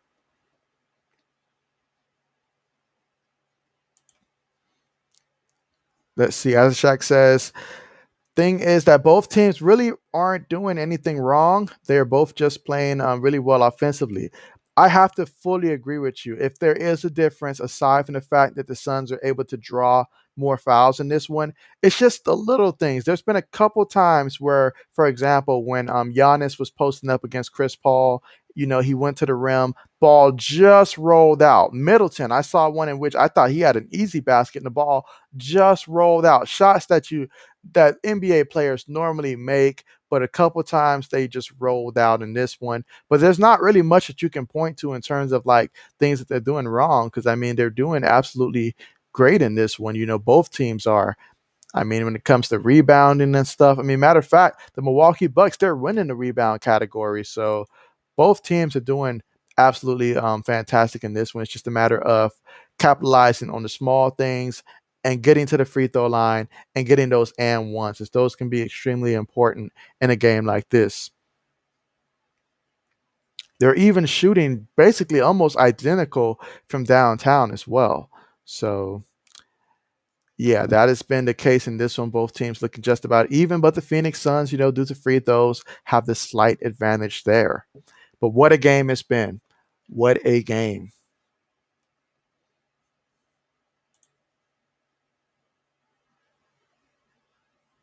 All right, so my question that I'll ask at the half is, who is the most exciting player to watch in the NBA right now? Now, obviously, by right now, that just means, this season, who is the most exciting player to watch in the NBA right now? There is no such thing as a wrong answer. I'll throw that out there. There is no such thing as a wrong answer. And I'll also take this time to thank each and every person who's currently watching the stream. Thank you so much, whether you're watching from YouTube, whether you're watching from Twitch, Facebook. I appreciate you all. If you want to find ways to support the channel and help me grow as a YouTuber, definitely do consider liking the video. And if you haven't already, feel free to subscribe. Therefore, you'll be notified whenever I do live streams, whether it's, the rest of these finals or even next NBA season, NFL season, maybe even some college football games. If we start to get enough people to join these streams, I'll expand as well. But certainly I appreciate you guys and very thankful for the support that you guys have given me.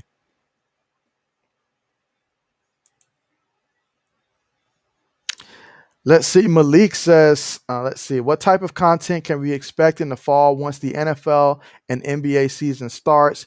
It'll be cool if you can do like predictions and analysis for each games. Yeah, so certainly once the I'll do each respectively. Once the NFL season starts, what I intend on doing is, I want to stream Monday night football games as well as Thursday night football games.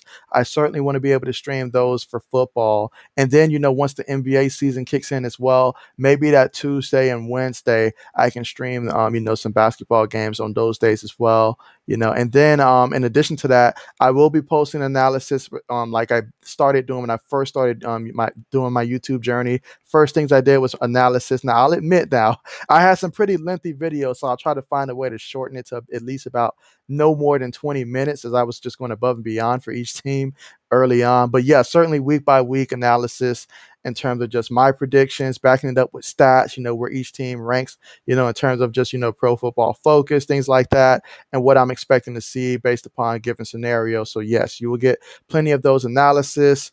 I'll also try to see if I can incorporate some things in terms of for fantasy football as well. And just, for anybody that's playing fantasy football, that content as well. In terms of NBA, yeah, certainly just streaming games when I can. It's a longer season than the NFL. So once the NFL season's gone, I can focus more so on basketball. But during that time, you'll probably get about 2 games, I'll say, streamed during the week. I'll probably find out, what teams you guys focus on mostly, and probably focus on streaming those games more so than others as well. But that's a great question, though. Appreciate it. My answer almost took up all of halftime. So okay, Luca. Yeah, absolutely. Luca is a fun player to watch, and I really do enjoy watching Luca as well. I mean, I just wish, like, part of me wished that he was, around during the time that Dirk Nowitzki was playing. I would have loved to seen those two complement each other. That would have been sick to watch, I think. But yeah, that's certainly a great player to watch right there. And if you're Dallas, you have to feel absolutely great that you have him as your star for the future. Absolutely. Let's see. You say I may be biased. Whenever someone starts the conversation off like that, you know where it's headed. But I would say Levine or Damian Lillard. and a few others who are close for me are LeBron, Russell Westbrook, and playoff Kawhi. Okay, got to be specific there at the playoff. Yeah, I will say for me, it's got to be Damian Lillard. Now, obviously, whenever Klay Thompson is healthy, he's someone that I enjoy. I'm not going to say that he's the most, but he's someone that I enjoy watching as well. And I can't wait to see him return and see where he's gonna what he's gonna look like out there. But there's just something about when it's Dame time, in the middle of a big game in which both teams are trading baskets, it's like he just elevates to an entirely different level. So watching him, and then whenever Steph Curry gets going, that's fun to watch as well. You know, there's just so many great guys out there that can really just go off nowadays. But my top answer would be Damian Lillard for sure. But Levine's a good answer. I do like that. Hey, I appreciate it. I appreciate it. I'm really looking forward to it. For sure. Football is what really got me most of my early subscribers when I first got started, especially during the months I want to say in between, say March and up until like the end of May. During that time frame, it's when I probably got at least about a good 70% of my subscribers during that time because of the football content, especially with free agency and everything. So yeah, definitely looking forward to streaming some football games. That'll definitely be fun. Football has been my top sport in terms of just my knowledge and everything that I know in terms of following football. So definitely excited for that. Let's see. Shaq says, I was lucky this fantasy season and I won my basketball fantasy league and football fantasy league. How many players did you have inside of each league? I'm curious as to that. And how many leagues were you a part of? Now, as for me, I did win my basketball fantasy league that I was in this year. It was a rather smaller league, though. There's only about 8 of us. But I mean, hey, my team only lost one game the entire season. And so I was proud about that. Now in football, dominated during the regular season, and then come playoff time, I made the mistake of a lifetime. I cut a player, and then one of my opponents, who barely made the playoffs, he ended up picking up that guy, and that guy was I forget his first name, but it was Ahmad, like for the Miami Dolphins during the time where my running back for the Dolphins at that time, ended up I believe he was out due to COVID or something like that. And so he got that opportunity. He came in and he balled out for that one game. Him plus Stephon Diggs, they just ruined it for my team. And so I got put out in the second round far too early for my liking. So close, but yet so far away. So I feel you there. Okay, both of them had 8. Yeah, eight's a solid number. Now, I will say for my fantasy football league, though, I had 14 people in the fantasy football league. So that one right there, you want to talk about quarterbacks being hard to pick up? I mean, I felt sorry for this one guy. He had both Drew Brees when Drew Brees got hurt, and then he had, let's see, he also picked up Joe Barrow. Joe Barrow got hurt, and then he had just traded away. Who did he trade away? Justin Herbert because he had Ryan Fitzpatrick right before he got benched, and so that was absolutely bad luck right there. But yeah, certainly when you play with that many teams, that it gets crazy. I promise you that. Let's see. I won my fantasy basketball league and fantasy football league with both of my first picks. Okay. Christian McCaffrey and AD being injured all season long. I unfortunately had the bad luck of picking second in my league when it came to fantasy football, and I drafted Saquon Barkley. And Saquon, you know what happened there. He got hurt, so that killed my season immediately. In terms of just having him, I mean, my team did great. Like we responded tremendously, but no thanks to Saquon. So best believe I will not be drafting Saquon again in this year's fantasy draft. I'll put that on record right now. You will not see him on my fantasy team. Nope. But with that being said, though, even before he got hurt, he wasn't doing much. But picking up James Robinson, that's what really saved my fantasy football season this past year. Because we all know getting running backs is already hard enough, but in a 14-person league, nearly impossible. Okay, so Malik had 8. Okay, bet. Let's see. As a Shaq had Lamar and Daniel Jones as a backup. Hey, in my league, they would have offered the entire world to try to get Lamar Jackson because like many teams needed running backs. So I feel you there. I mean quarterbacks. But yeah, I'm excited for Lamar and the Ravens this year. Now, as for Daniel Jones and company, hey, if Daniel Jones is going to do it, it's going to have to be this year because if he doesn't go out there and perform, he's going to get replaced. It's just that simple. This has to be the year. I feel like it just feels like right now the Giant fans, they went out there. They acquired a lot of receivers. I especially like drafting Tooney from Florida. That was a great pick right there. But for these Giants right now, if they're going to be a team that can compete for the division, it's going to be because Daniel Jones took that next leap. If he doesn't take that leap, then they're going to be in trouble. You said Barkley got hurt versus your team, and you felt so bad when you saw that injury because, yep, one of your favorite running backs in the league. Yeah, it was so tough, so tough. I mean, I mentioned, I'm an Ohio State fan, and so I clearly saw him play in college, and even though he was an opponent, he was definitely someone that, I'm rooting for. I mean, I root for Ezekiel Elliott, coming from Ohio State, but I want to see those younger running backs, exceed in this NFL and change the perception that they have on running backs, not being able to really continue to be the bell cow anymore. But when I saw that injury, that was really hard to see out there for Saquon. Really hard to see. Not just because he was on my fantasy team, by the way, but it was just tough to see. Let's see. Malik said I had to trade for James Robinson. I gave up Adam Thielen. Oh wow, who at the time was scoring like 5 a game. I had Adam Thielen on my team as well. I wish I would have had Justin Jefferson, but that would have. But the person on my team who had Justin Jefferson also happened to have Travis Kelsey and Tyreek Hill. Now you tell me how in a 14-person team someone ended up drafting both Travis Kelsey and Tyreek Hill. I have no idea how that person pulled it off, but it was absolutely amazing to watch. What held them back though is that at the quarterback position they ended up with Ben Roethlisberger. Can't remember who else they had at the quarterback position, but it really held them back.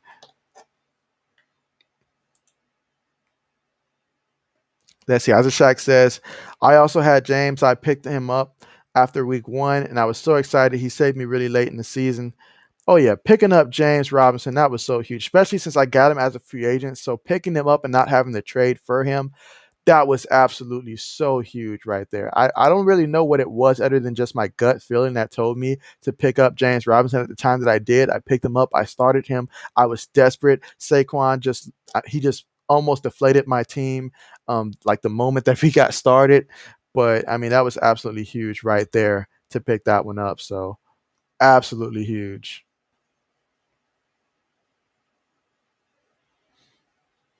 Let's see as we get ready to almost return here from the half. Let's see what we're going to get in terms of adjustments from both teams.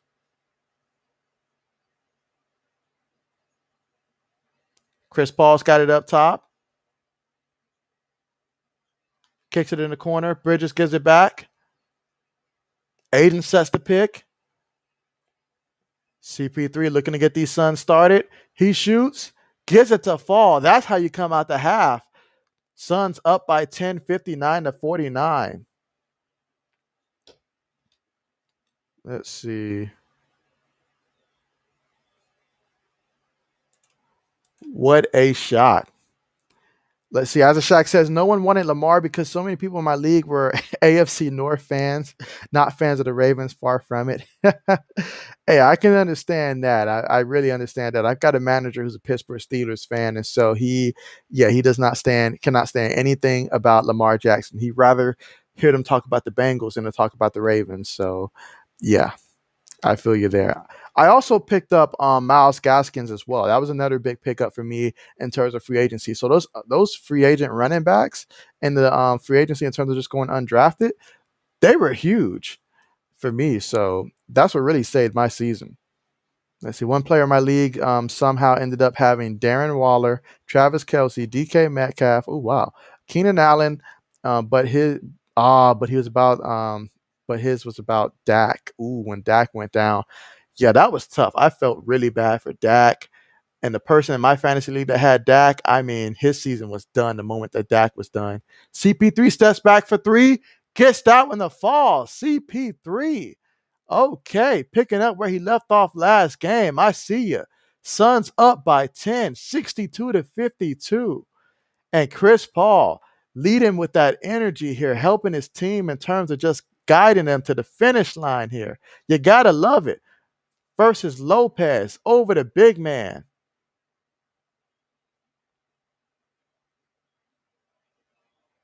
And immediately grabs his ankle afterwards. Ooh, yeah, because when he came down on Lopez's foot right there. So hopefully that is nothing to be too much concerned about right there. Wow, that's absolutely ridiculous. You are absolutely right about that. That is like wow. Absolutely. Let's see. As a Shaq says, imagine that team in real life, they would be impossible to stop. Oh yeah. If there wasn't that thing called salary cap, that would be the only thing that could stop these guys. If it was a salary cap type of thing. But then again, players, if they really want to make it happen, they certainly can take pay cuts and make that stuff happen. So that would be a crazy team. Let's see, great shot from CP3. Absolutely, absolutely. But coming down on your ankle, you've got to be careful like that, especially given the history of injuries for him and also just in this game. I mean, that's one that you got to be careful on. And them just showing that replay for Kawhi. Oh man, that's stuff that you really hate to see.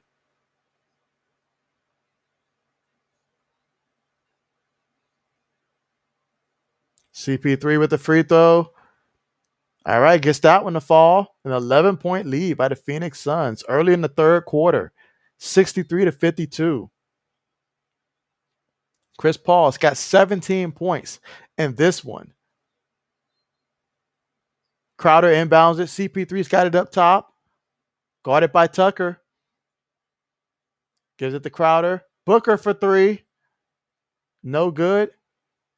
And Aiden with the rebound. Nice. Booker's got it. He's guarded by Giannis. He goes inside. All right. They got a hand on it. But yes, you love the way that these Phoenix Suns are coming out here in this third quarter on a mission.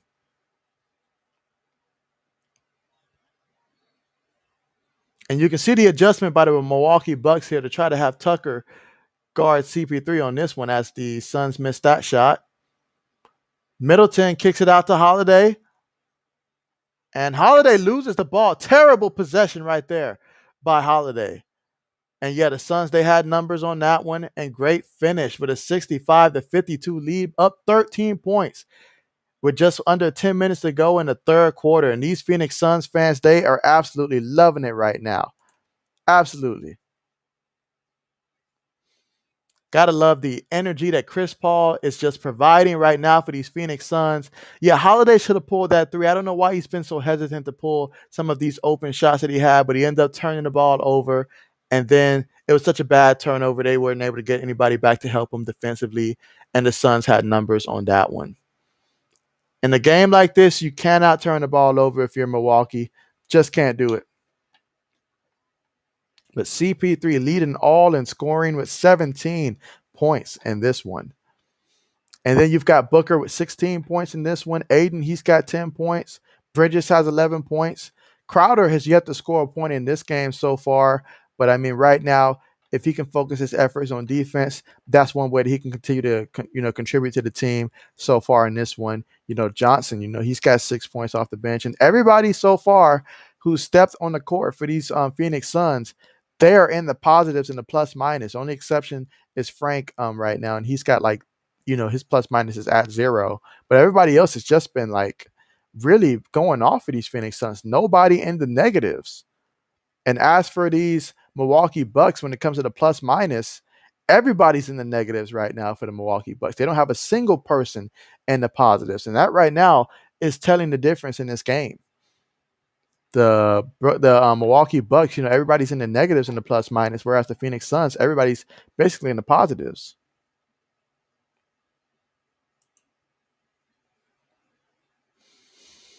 Let's see. As Shaq says, Holiday has been so inconsistent offensively this playoffs. He's got to start hitting shots from Milwaukee. That's why they brought him in. They brought him in to be a tremendous third option and to come in and be able to hit shots. I mean, that's why they brought him in. So when you come in and you don't perform, that's tough because that's exactly why they brought him in. Why they have him, honestly, is because he's someone that's fully capable of doing that. So he's got to be able to do that. Just he has to step it up moving forward for this team if they're going to be able to compete. Because right now, who knows what type of pain Giannis is dealing with. And Middleton, you can't ask him to go out there and drop 40 points a game, although that's going to be required if they're going to win. But you can't ask a man to do that. But you can ask someone to go from scoring these, single digit points and all like that to going and doing what he's capable of doing. He's capable of being a guy that can go out there and get you 20 points. And so that's what they need for him to be.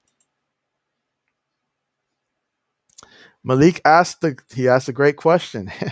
So what does the JB&M stand for? Okay, so the JB, comes from my initials, to my name, Joshua Brown. But in terms of like the M, well, the M is more of a mystery because I myself, I just took the name because when you think of like, because it was something that me and my friend, created in terms of just like universities that we used to create, in which like Texas A&M, I went with JB&M to kind of replicate Texas A&M.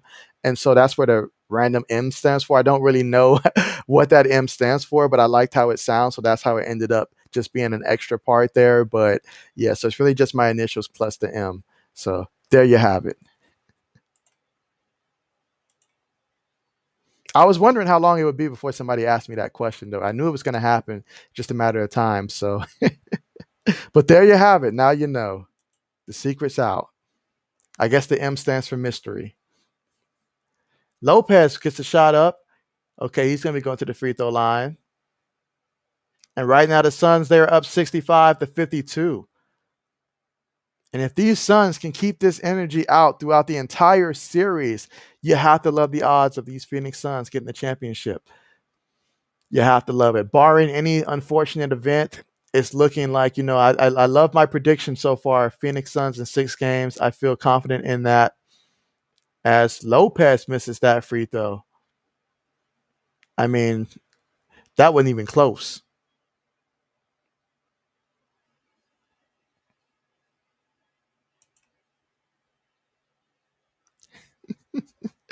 Yeah, that was very interesting in terms of the origin for the name. I mean, it all started off as a joke. I mean, but then, I started thinking about names to potentially name my channel. And I was like, you know what? If I can incorporate that in the name, JB&M, and then, something about sports, and then the fanatic part just came to me. And I was like, you know what? It makes sense. And so it just happened just like that overnight.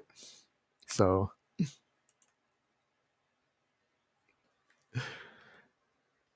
All right, so right now he got that shot to fall, and so we are looking at a 65-54 ball game, separated by 11 points with under 9 minutes to go. Chris Paul, he's got it.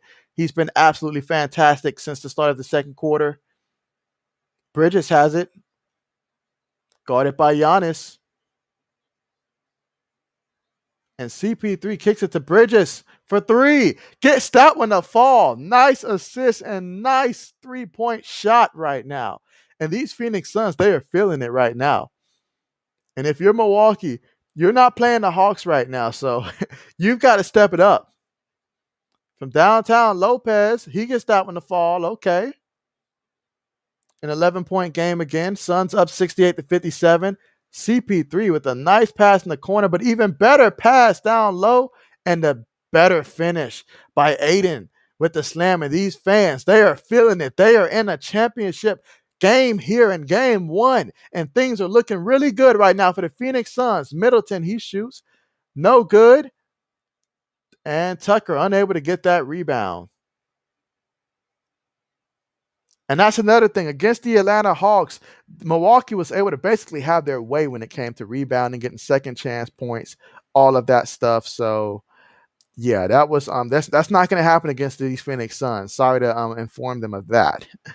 Yeah, it is looking like we're going to win game 1. Obviously, still a lot of basketball to be played, but things are looking pretty positive right now, as Aiden goes to the free throw line here.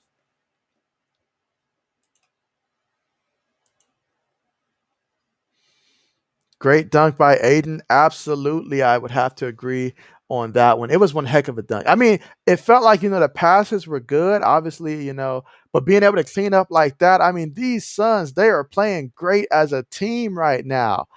I mean, wow, 4 of their starters right now in double-digit scoring with at least 14 points or more right now. They are really feeling it. And they've dominated every quarter.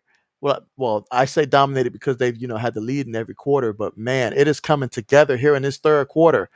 And right now, Milwaukee's just, off to a slow start right now here in this third quarter. In the corner, Tucker, he's driving, gets it up. No good. Aiden with the rebound. You absolutely love having someone like Aiden that can just get you those boards with ease. That's something that Atlanta really struggled with. CP3 gets it up. No good. Got to watch Middleton, though. He is someone that can really get going. And Lopez from downtown gets that one to fall. Nice shot right there by Lopez. Chris Paul's got it up top. Lopez has 17 points in this one. Booker with the shot gets that one to fall.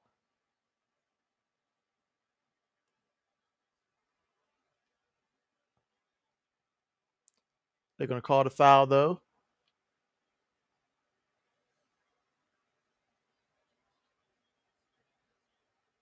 And let's see that replay on that one.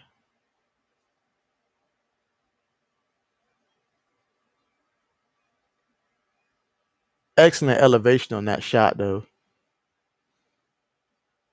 So Holiday's got it up top, guarded by Booker. Now they're going to swap. Booker's guarding Middleton. Middleton going to work.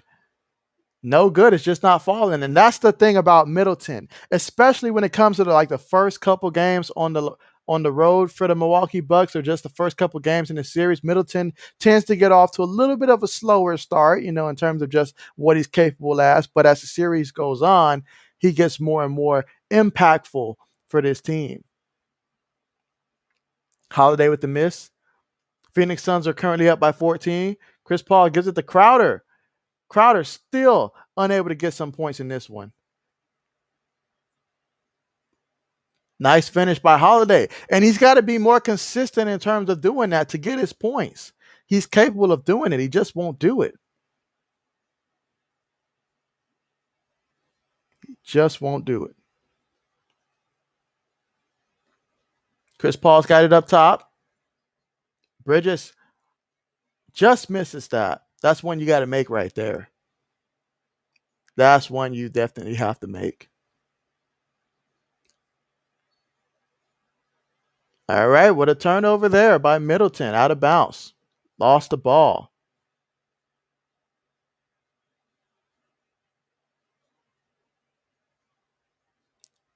Excellent job that time by Crowder. What he's not bringing offensively, he is bringing tonight defensively. They've just made things extremely tough on Middleton, honestly.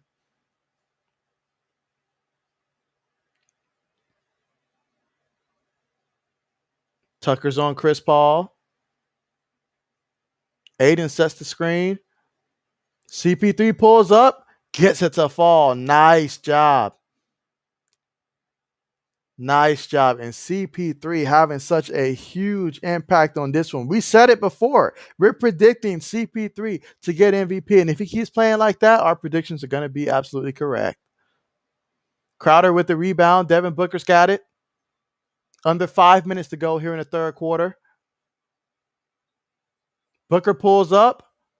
Booker gets it to fall. Nice. Absolutely love it. I love it when both CP3 and Booker, they're both going out there and doing their things. It's not just them, though. I mean, Aiden's got 16 points as well. Bridges got 14 points. So it's been a pretty much team effort out there offensively, with the exception of Crowder, because Crowder just hasn't been able to get it to fall. But it's been a team effort. And yes, what a great shot by Devin Booker. Absolutely fantastic. And CP3, his favorite spot. Oh, yeah. I mean, that's one thing I like about these guys. They take quality shots that are their type of shots. They're not going to do like Giannis, who likes to shoot those rainbow shots from downtown just to airball it from time to time. No, they take shots that are their shots, and they're not forced shots. Those are good quality looks for them. Every time CP3 takes a shot, those are good quality looks for CP3. And that's what you love about it. Oh, yeah, Bridges, he's been playing how I thought, Crowder would be playing as well. So I'm happy to see that. Whenever you can get, obviously you don't want Crowder to have 0 points regardless of what it is, but since everybody else has been out there playing tremendously, that is good. And the plus minus for Crowder right now, despite the fact that he only has 0 points, is plus 15. So this entire team has just been absolutely fantastic on the court, and it's really showing up right now as they lead 78-62 in this one. Already with 21 points in the third quarter, while Milwaukee's only scored 13 points in this quarter. So they're playing much better defensively here in this third quarter. And so, I mean, this is the formula right here. If you want to see this, the Phoenix Suns win, this is exactly how you draw it up right here. Just consistently play like this. If they take care of business at home, go down there and at least win, I say at least one game on the road, in case Milwaukee does take one at home, and then, be able to, well, at least one or two, this is the final, so the series will be a little different here. But yeah, be able to take two of those three down there in Milwaukee. There you go. There you have it. There probably won't even be a need for game six. They might just end in five if they can keep playing like this. But obviously, the biggest difference in this one right now is the fact that Middleton, he's got 12 points. And so obviously, he's someone that can heat up at any moment. But the fact that he has not been on his A game tonight, really, that hasn't really been to the advantage of the Milwaukee Bucks at all. That and the fact that Giannis only has 13 points. So clearly, that injury is playing some type of role for him in terms of him just not being, as productive or taking as many opportunities as he normally would be taking by now. So with that being said, though, at Chris Paul and company, they're putting in work right now. They are putting in work. One positive, though, for these Milwaukee Bucks, Brook Lopez, he seems to be seriously locked in, 17 points. I mean, he's putting in work. Despite the fact that his plus minus is actually minus 17, though. That's interesting.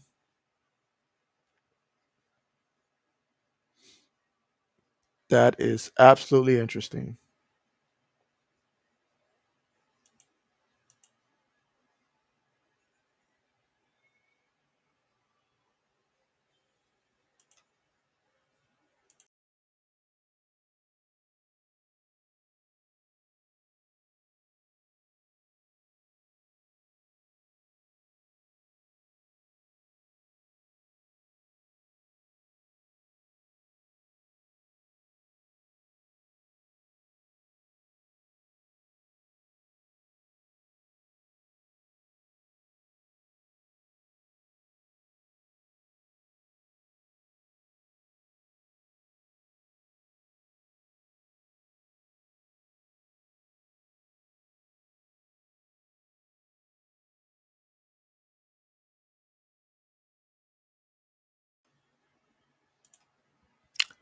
All right, so I am back, and we are back to action here with Chris Paul at the top of the key. He's got it. They've got Portis Jr. on him. Portis, he's going to be giving that energy. Oh, but CP3 gets past him with a nice pass to Bridges. No good, but Chris Paul comes up with the ball somehow, some way.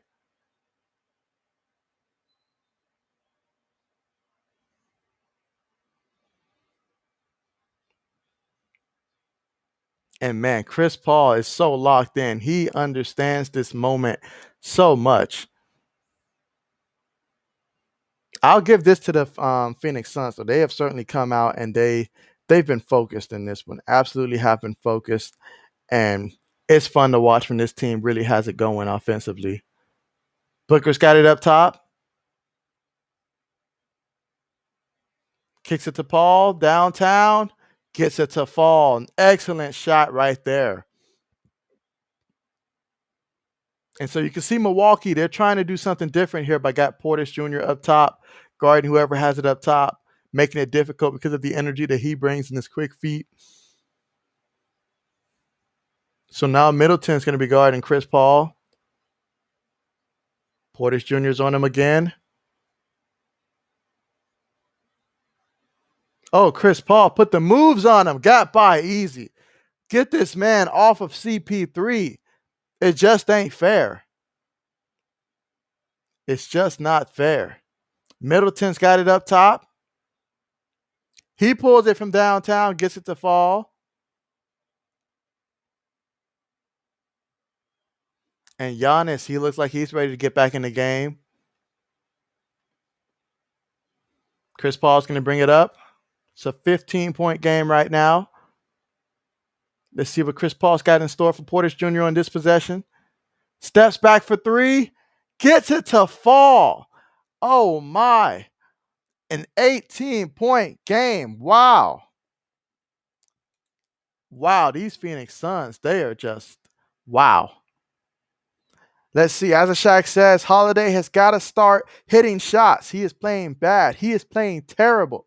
My man could not play worse if he wanted to. I mean, yeah, he's got 8 assists in this one, but his plus minus is minus 17, and that's accurate. He's only got 6 points in this one. He's 3 for 12 on the court, 0 for 3 from downtown. He's just not been a factor. Way too many games in this playoff series for my liking. Just way too many games, honestly. I just feel like he has not been there for this team when they really needed him. This is why they have him on this team. He's supposed to be that guy that can come in and get those shots. But for whatever reason, there's been too many stretches in the playoffs where he just hasn't showed up. I feel like the only time I really saw Holiday be comfortable in the playoffs was when they were going against Atlanta, and that's because of how small Atlanta is, and so he just felt at home during that series. They're taking a look at Chris Paul. Looks like his wrist. They're going to tape up his wrist.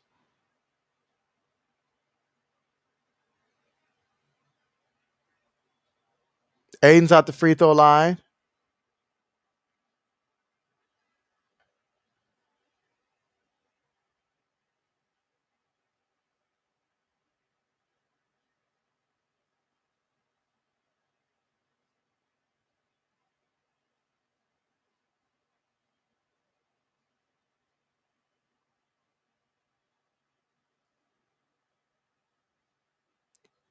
All right, and Aiden able to get that one to fall.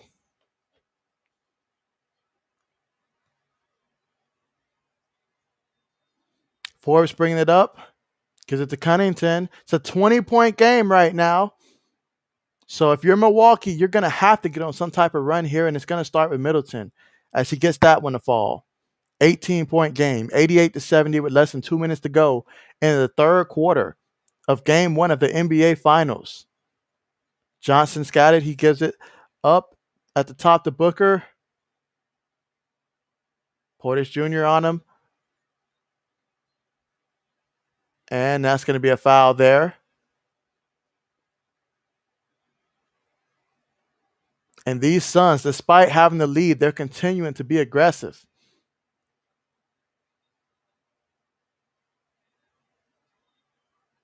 Oh, yeah, that's definitely a foul right there. That's going to be a shooting foul. Which gives these Suns the chance to expand the lead. Devin Booker with the first one. He's got that one to fall.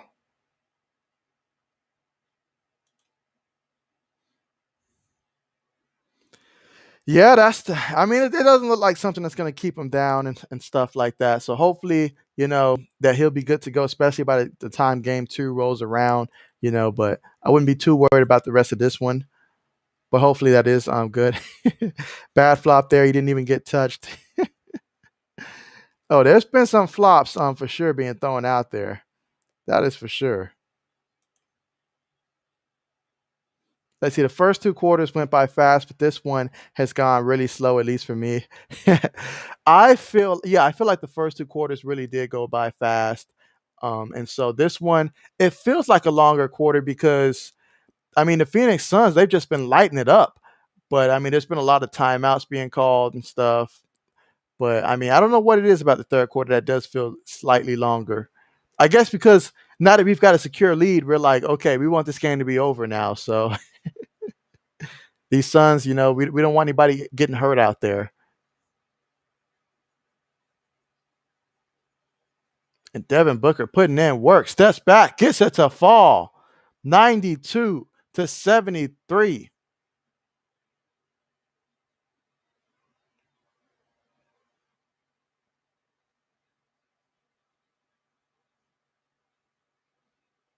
Okay, that is very interesting because on my TV it's saying 73, but I see on this it's got 72 on ESPN right there. So and Giannis with a turnover there. Payne, he's got it, kicks it to Booker. In the corner, Johnson for three.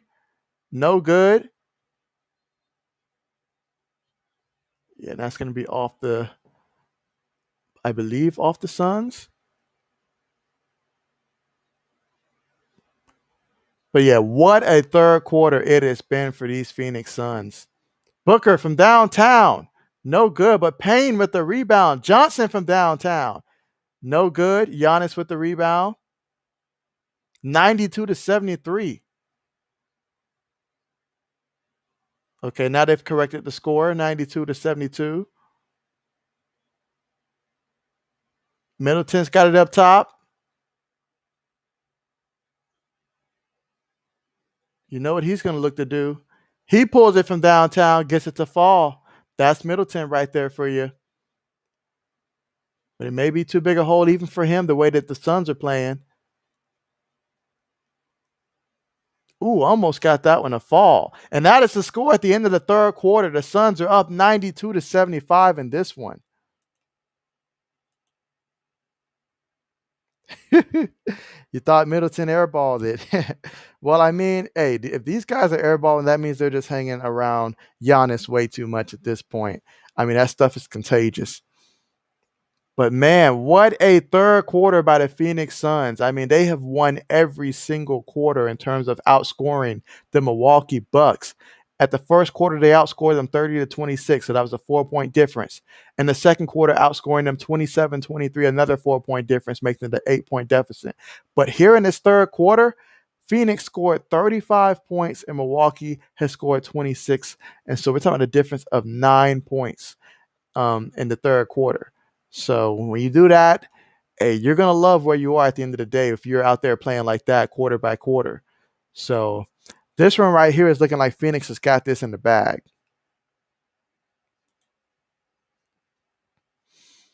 Let's see. Good thing for Giannis is that, like he said, he can only go up from now. Hey, that's absolutely true. In terms of Giannis, and you have to believe that each and every game that he'll start to feel a little better, and so we should see the production for him go up as well. Obviously, he came out early, so I feel like he was feeling good early in the game. But as the game continued to wear on, all that jumping and movement and stuff, his knee probably started to aggravate him a little bit more, which is why we stopped seeing a lot of production for him. But yeah, certainly he's going to continue to get better. Middleton, he's got 23 points right now. And you can only imagine as the series goes on, he's going to continue to play a huge role. But for them, True Holiday has got to step up for them. I mean, he cannot be the fifth leading scorer on this team. The lowest scoring starter. That's not going to help them very much if he's out there, scoring 6 points over the span of three quarters. That's basically just one basket a quarter out there. If Tucker is out there outscoring you and he's not hitting that many threes, that says a lot. That says you're not being aggressive enough. But Chris Paul, to be doing what he's done in this league and what he means to the league, to the team, all of that, and to be out here balling on the biggest stage there is in the NBA, that is huge.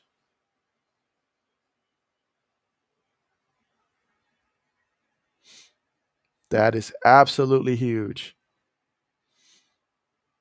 As these Suns are nursing a 92 to 76 lead right now.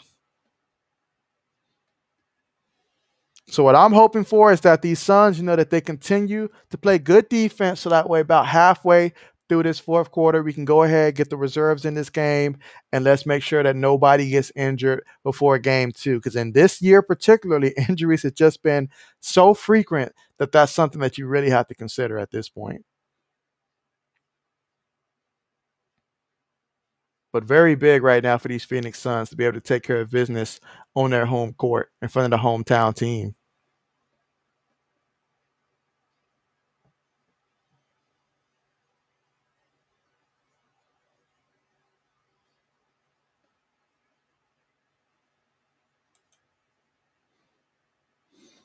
Let's see. Azashak says that the Suns just got to play defense and they should be good. Yeah, just play defense and keep doing what they're doing. There's no need to change anything. Everything is going absolutely great. Perhaps let some of the reserves come in more, as they've got right now, and just, continue to play. Definitely let CP3 rest for most of the night. There's no need to keep him out there. Middleton from downtown, no good.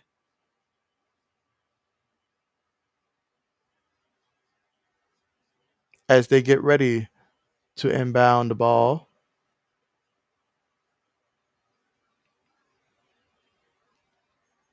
Giannis has it up top. He pulls it.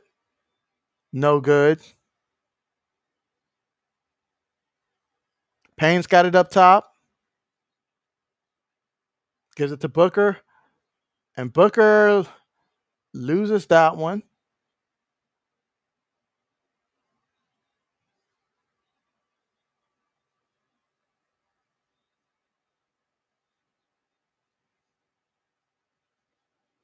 But what a performance here by these Phoenix Suns. I mean, absolutely fantastic.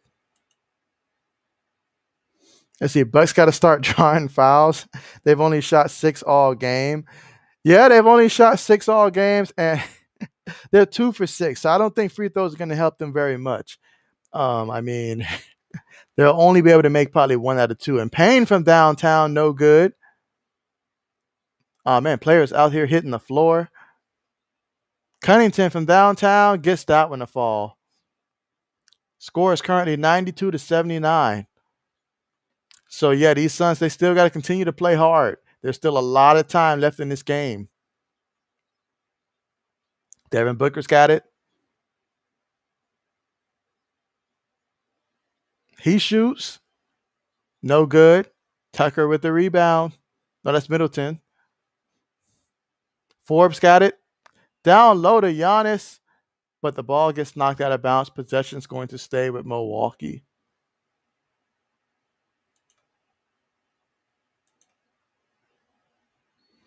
Let's see. Giannis is just testing his range now. He's got to be more aggressive and get inside. I mean, Giannis is probably like, you know what? This game looks like it's a wrap. If we get back, great. But yeah, he's just going to continue to try to get some shots up right now. Middleton's got it, guarded by Crowder. Now, this is why they rest you up, Crowder, on offense for this moment right here. Excellent defense. Payne's got it. Let's see what he does. Goes inside, lays it up, and gets it to fall. Nice. Absolutely nice. Right now, it is currently a 15-point game. Middleton's got it. Kicks it back.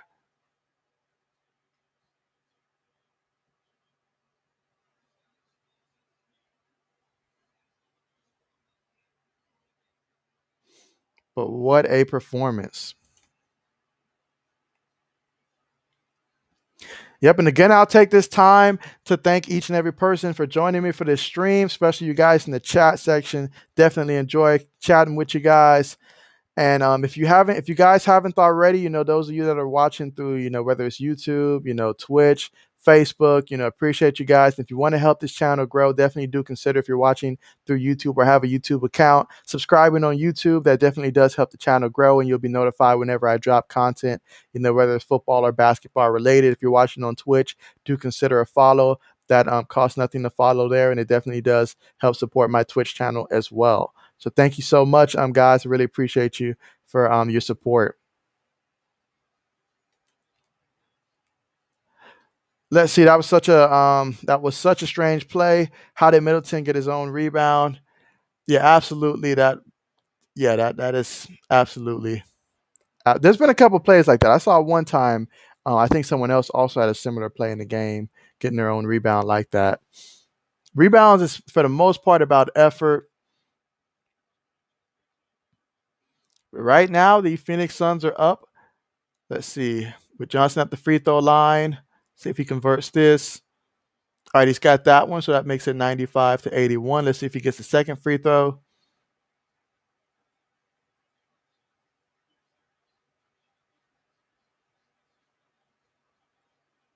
Gets that one to fall as well.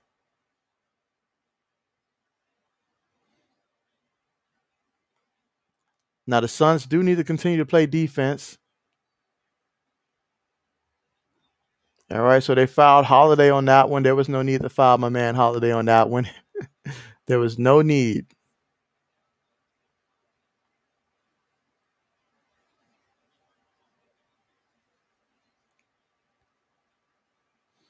With about 9 minutes and 30 seconds to go in the fourth quarter. Holiday gets the first free throw up. That one's good. I guess there goes your free throws that you mentioned earlier in terms of these the Bucks needing to get more free throws up.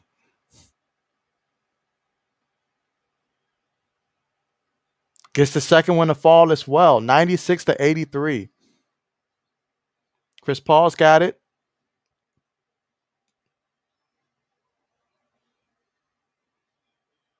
Gives it to Johnson, gives it back to Paul. Chris got it up top.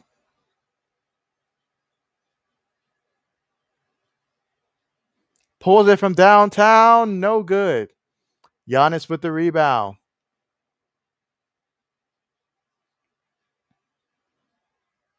Oh, what a foul on that one. So Giannis will be going back to the free throw line. So I guess the positives of sending Giannis to the free throw line is that he gives you plenty of time if you want to go fix you some coffee or something like that while he's at the free throw line. You're certainly going to have the time to do that, as he's going to take forever at the free throw line.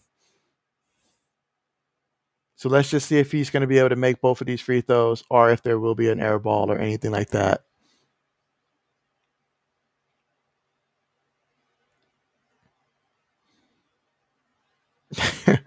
Just looking at how my man Drew Holiday's looking at him from the back, it's like, all right, he gets that one to fall. Currently a 12-point game with under 9 minutes to go. See if he'll make the second free throw.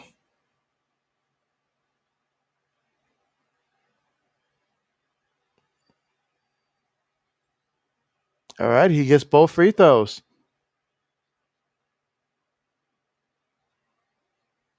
Payne's got it. Let's see what he does with it. He's up top. Gives it to Johnson, who gives it back to Payne.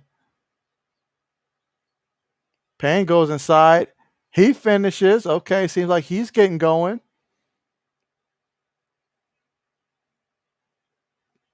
See, Holiday's got it. He goes inside, gets that one to fall. I mean, he's certainly capable of getting those shots to fall. He just doesn't like to take advantage of those opportunities. Payne from downtown gets that one to fall. And he's definitely feeling it right now. Middleton has it against Payne. Oh, man. My man Payne hit the flow so hard that couldn't be a flop right there, the way he hit that flow. Suns up 101-89. Payne from downtown. No good. All right, Payne. Let's not get crazy with it now. Let's actually run some plays here and melt some of this time off the clock. And Forrest from downtown gets that one to fall. And so, yes, we're going to call a timeout now because this has just reached a 9-point game right now. We cannot allow for the Milwaukee Bucks to get back in this game. They've had a pretty strong fourth quarter so far in this one.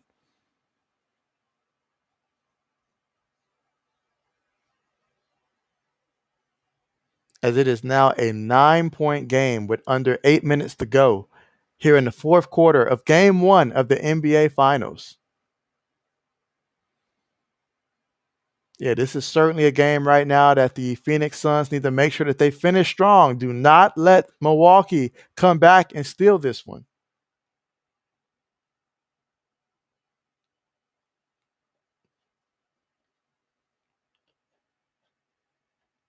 So far in this game, for the Phoenix Suns, in terms of just scoring in this one, they are 35 of 76 on the court, so shooting about that 46-47% range. From downtown, they're shooting 37% as they're 10 of 28.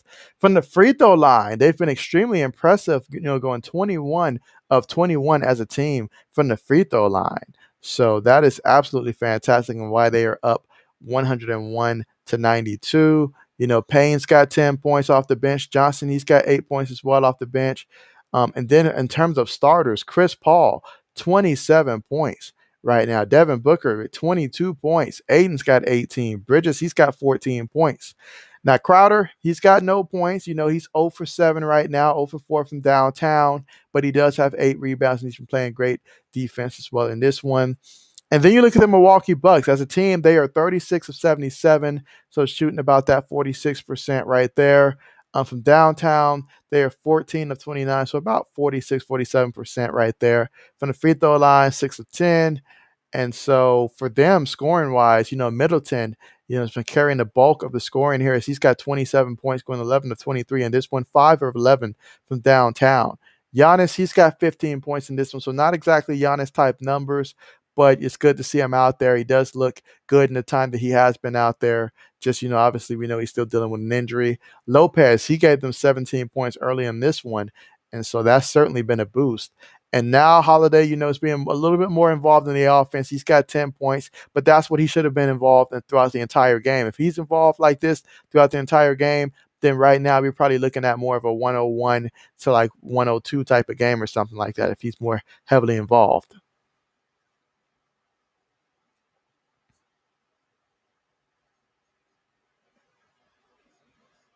So what a game so far. Phoenix Suns have been absolutely fantastic through 3 quarters, but you got to play a complete 4 quarters to come out with the W here. So let's see what they're able to do with 7 minutes and 46 seconds remaining to go in this ball game.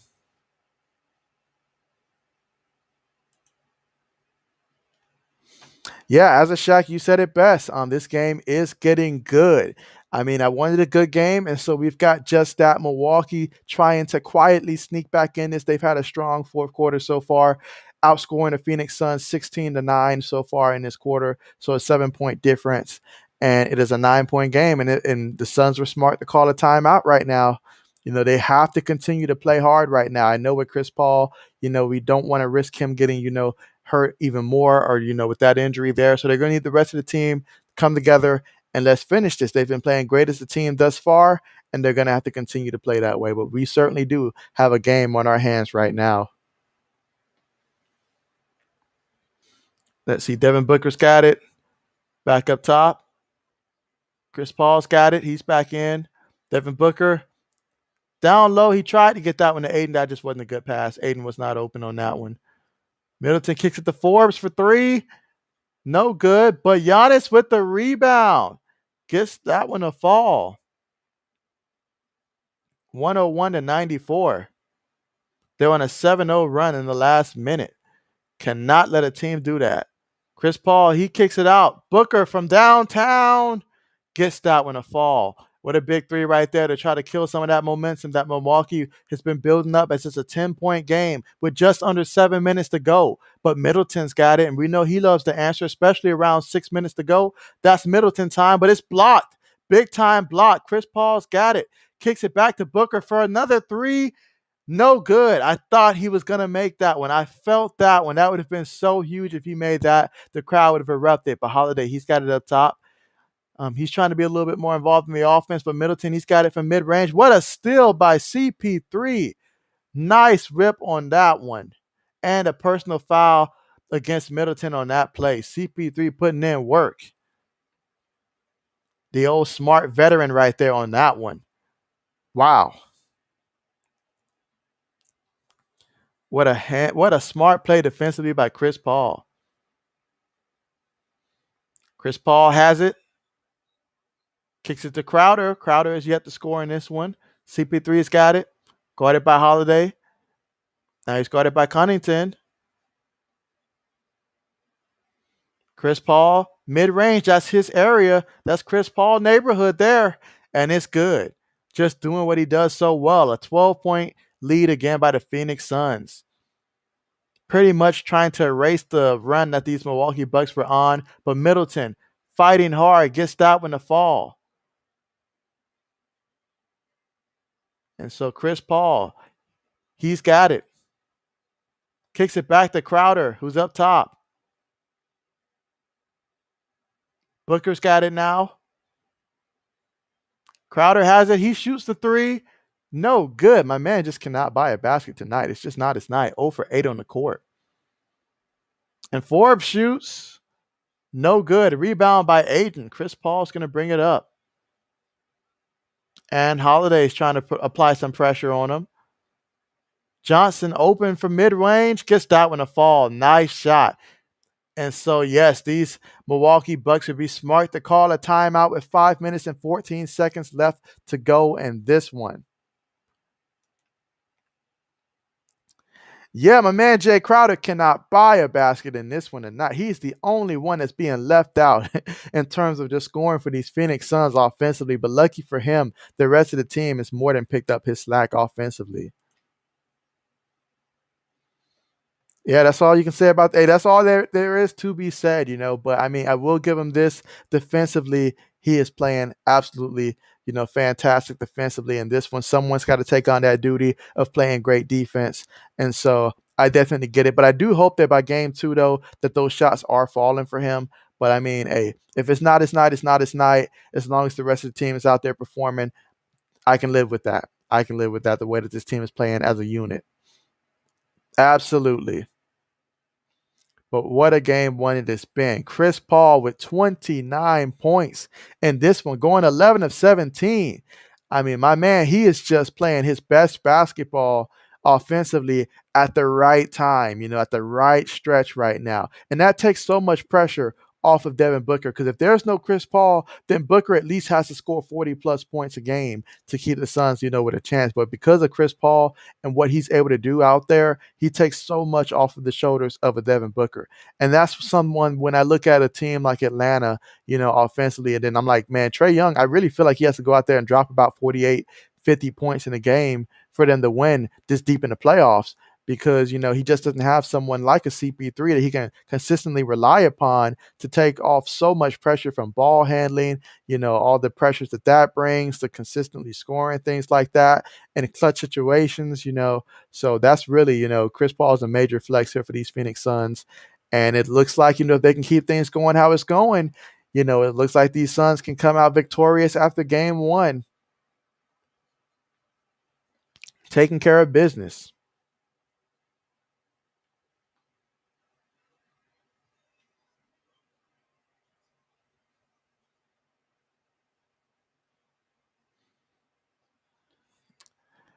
Absolutely. But this has certainly been a great game to watch. I will say that, an absolutely great game to watch. CP3 out here, the journey to try to get his championship.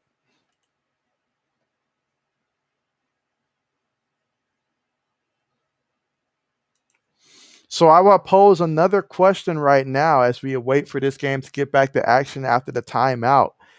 And so the question is, if you could choose any player to take the final game-winning shot, whether it be playoffs, whether it be finals, it just has to be the final shot of the game. It could be from downtown, mid-range, just got to hit it. Who's the player that you want with the ball in his hand for the final game-winning shot? That is the question that I'll leave up here for anybody who cares to answer.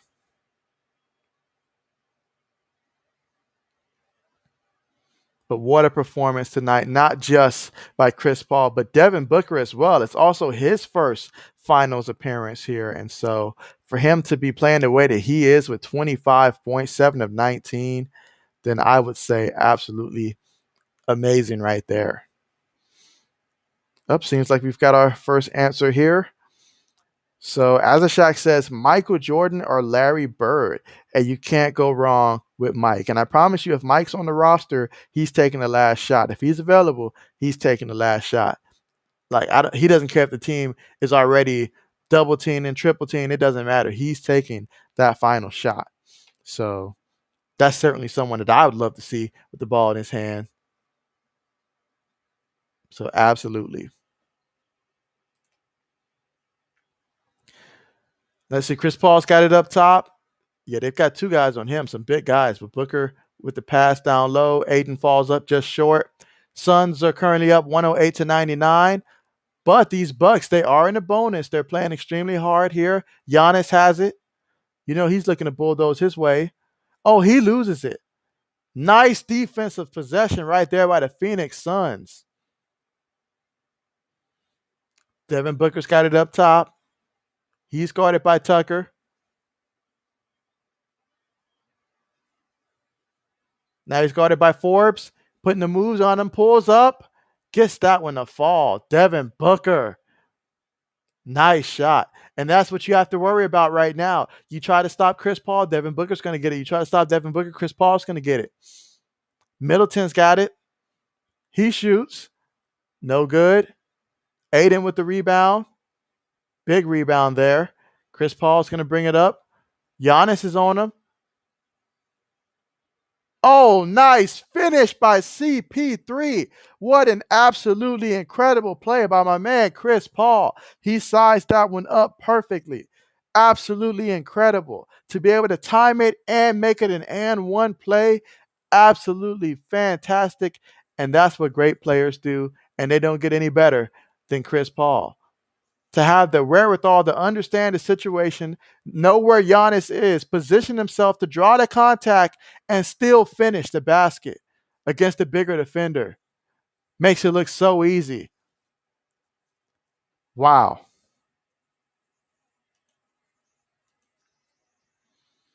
Exactly, with Giannis on his back, my man CP3 putting in work. Wow. He's just absolutely amazing to watch. Absolutely. And so Giannis gets to the free throw line.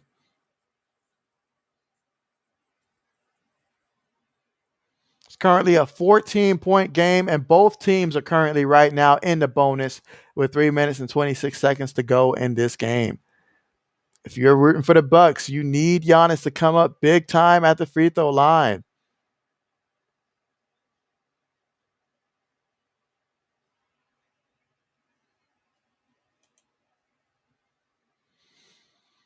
Let's see what Giannis does here. Perfect time for a coffee break or bathroom break. No good with that one.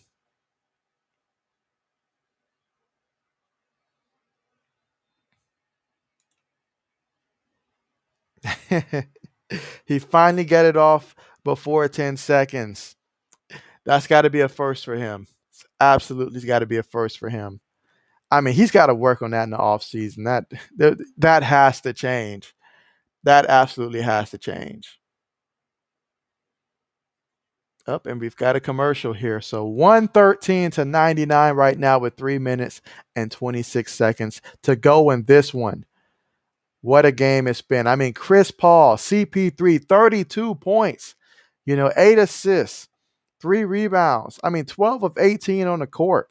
And Devin Booker right behind him with 27 points, going 8 of 20 on the court, going 10 for 10 at the free throw line. Just the fact that these Phoenix Suns are 22 of 22 at the free throw line, they are able to capitalize at the free throw line. Whereas the Milwaukee Bucks, they're 6 of 11 at the free throw line. So, just barely getting half as many free throw attempts as the Suns, but 5 missed opportunities at the free throw line. And so, in a game like this, every point's going to matter. And so that's huge.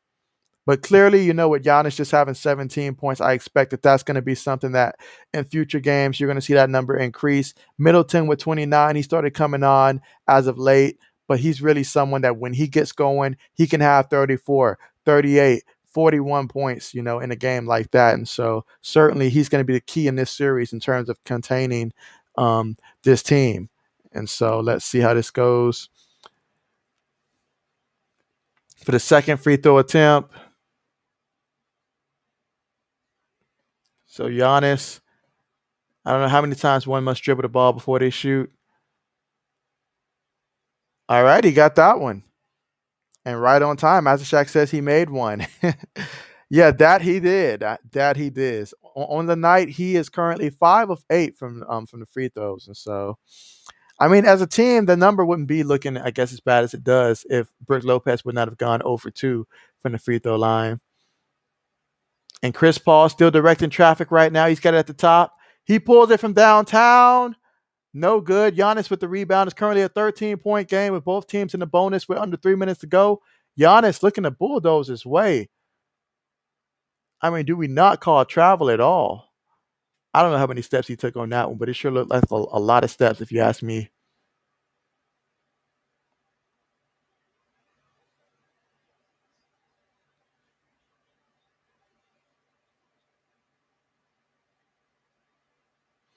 So Giannis back at the free throw line.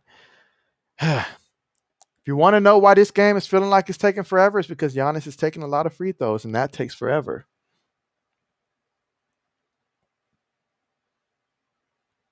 He misses the first. Still a 13-point game.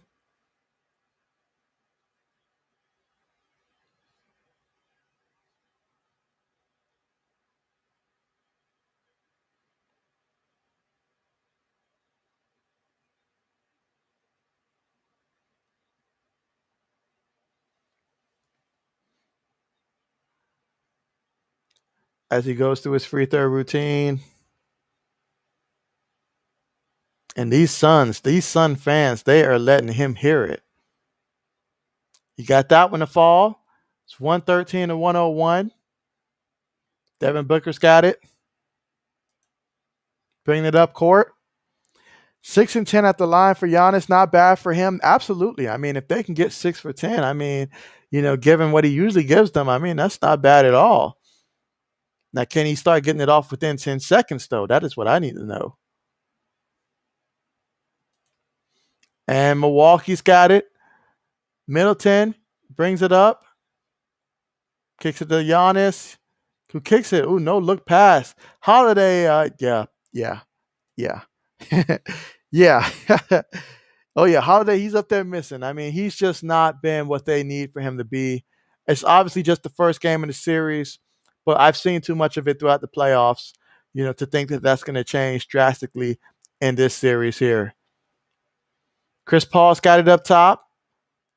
We've now got less than 2 minutes to go in game 1 of the NBA Finals.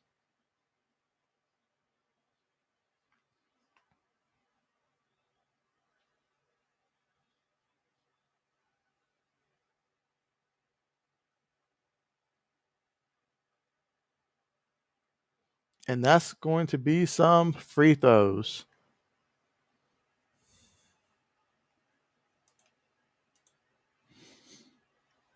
Let's see, a minute 58 left. What do I think is the chances of the Bucks coming back? If I had to throw a percentage out there, I'd say about 3%. 3% chance I give of the Milwaukee Bucks to come back in this one because they are so terrible at the free throw line. And the way that Chris Paul and company's playing, I give them a 3% chance.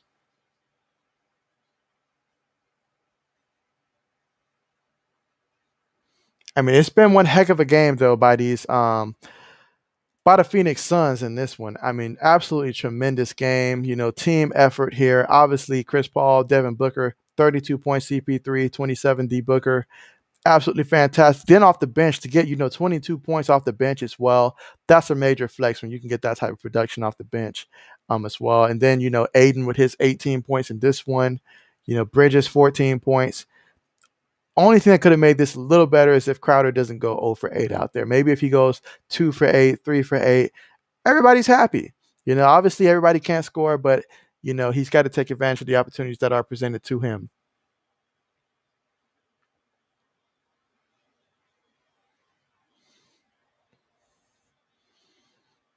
But yeah, game 1, I am very confident that the Phoenix Suns are going to be able to secure this one. As Aiden is able to hit his first free throw.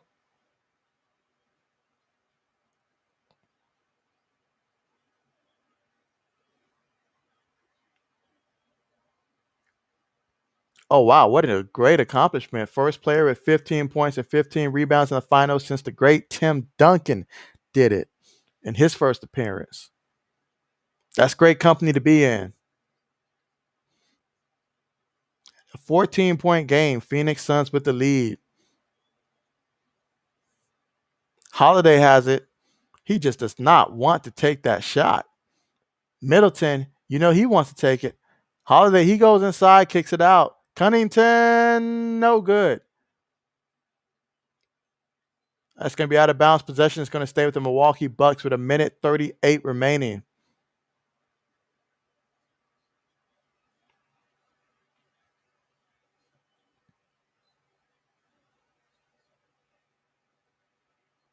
Giannis has this one. Guarded by Aiden. Going to call the foul on that one. Send him to the free throw line. And this is where him not being a tremendous free throw shooter just comes back to hurt this team once again. Because in a game like this, if you want to get back, you're going to have to be able to make these free throws. It's just that simple.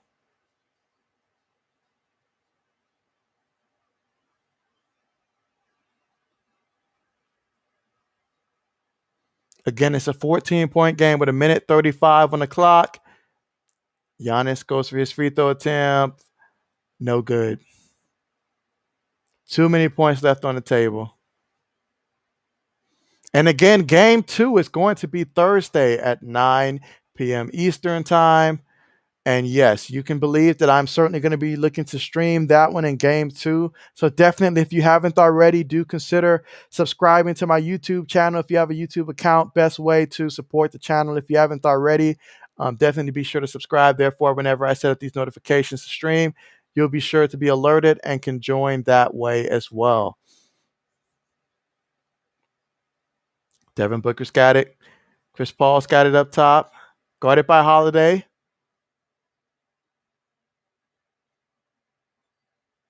Oh, nice behind the back. And Aiden inside. And that just capitalizes the game right there. That's a nice way to cap off how this game has been. And Middleton's got it. He pulls the jumper.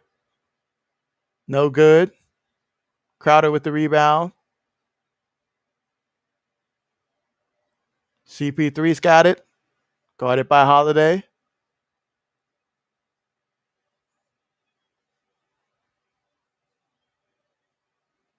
Gives it to Devin Booker, who pulls a three. No good. Middleton's got it. Let's see what Middleton does. Gives it to Holiday. Holiday wants no part of taking that shot. From downtown, and it's good. Cunnington. Chris Paul's got it. Devin Booker kicks it up court. Crowder. Oh, he's fouled. 24.8 seconds to go in the fourth. Let's see. My man Azashak says it is over. You know what that means. Game one, Phoenix Suns. Let's see. Great game from the Suns. Everyone played well for them, especially CP3. Yeah, absolutely. I mean, this team only finished with one person, well, two people actually, in the negative department for the plus minus. Both those guys for the Suns were on the bench, Johnson and Payne. But even they did pretty good with 10 points apiece. But wow, this was a team effort right now out there. So I'm proud of the way that they played as this fourth quarter comes to a close here. Absolutely tremendous effort by these Phoenix Suns out here to come away with this victory. That's been absolutely fantastic. And so I'm glad to see that. Let's see. My finals predictions for winner and MVP are looking pretty good right now. I think it's a safe bet. I mean, Chris Paul, if he keeps doing what he's doing, barring any injuries, knock on wood, things are looking really good for that to happen. I mean, the only thing that we might be wrong about is that maybe this will be over in 5, if Holiday doesn't contribute offensively and if Giannis continues to be limited. But yeah, Aiden, he played well as well. I mean, it was a team effort. Even though Crowder didn't go out there and really contribute much, he did get a point. So kudos to him getting on the board.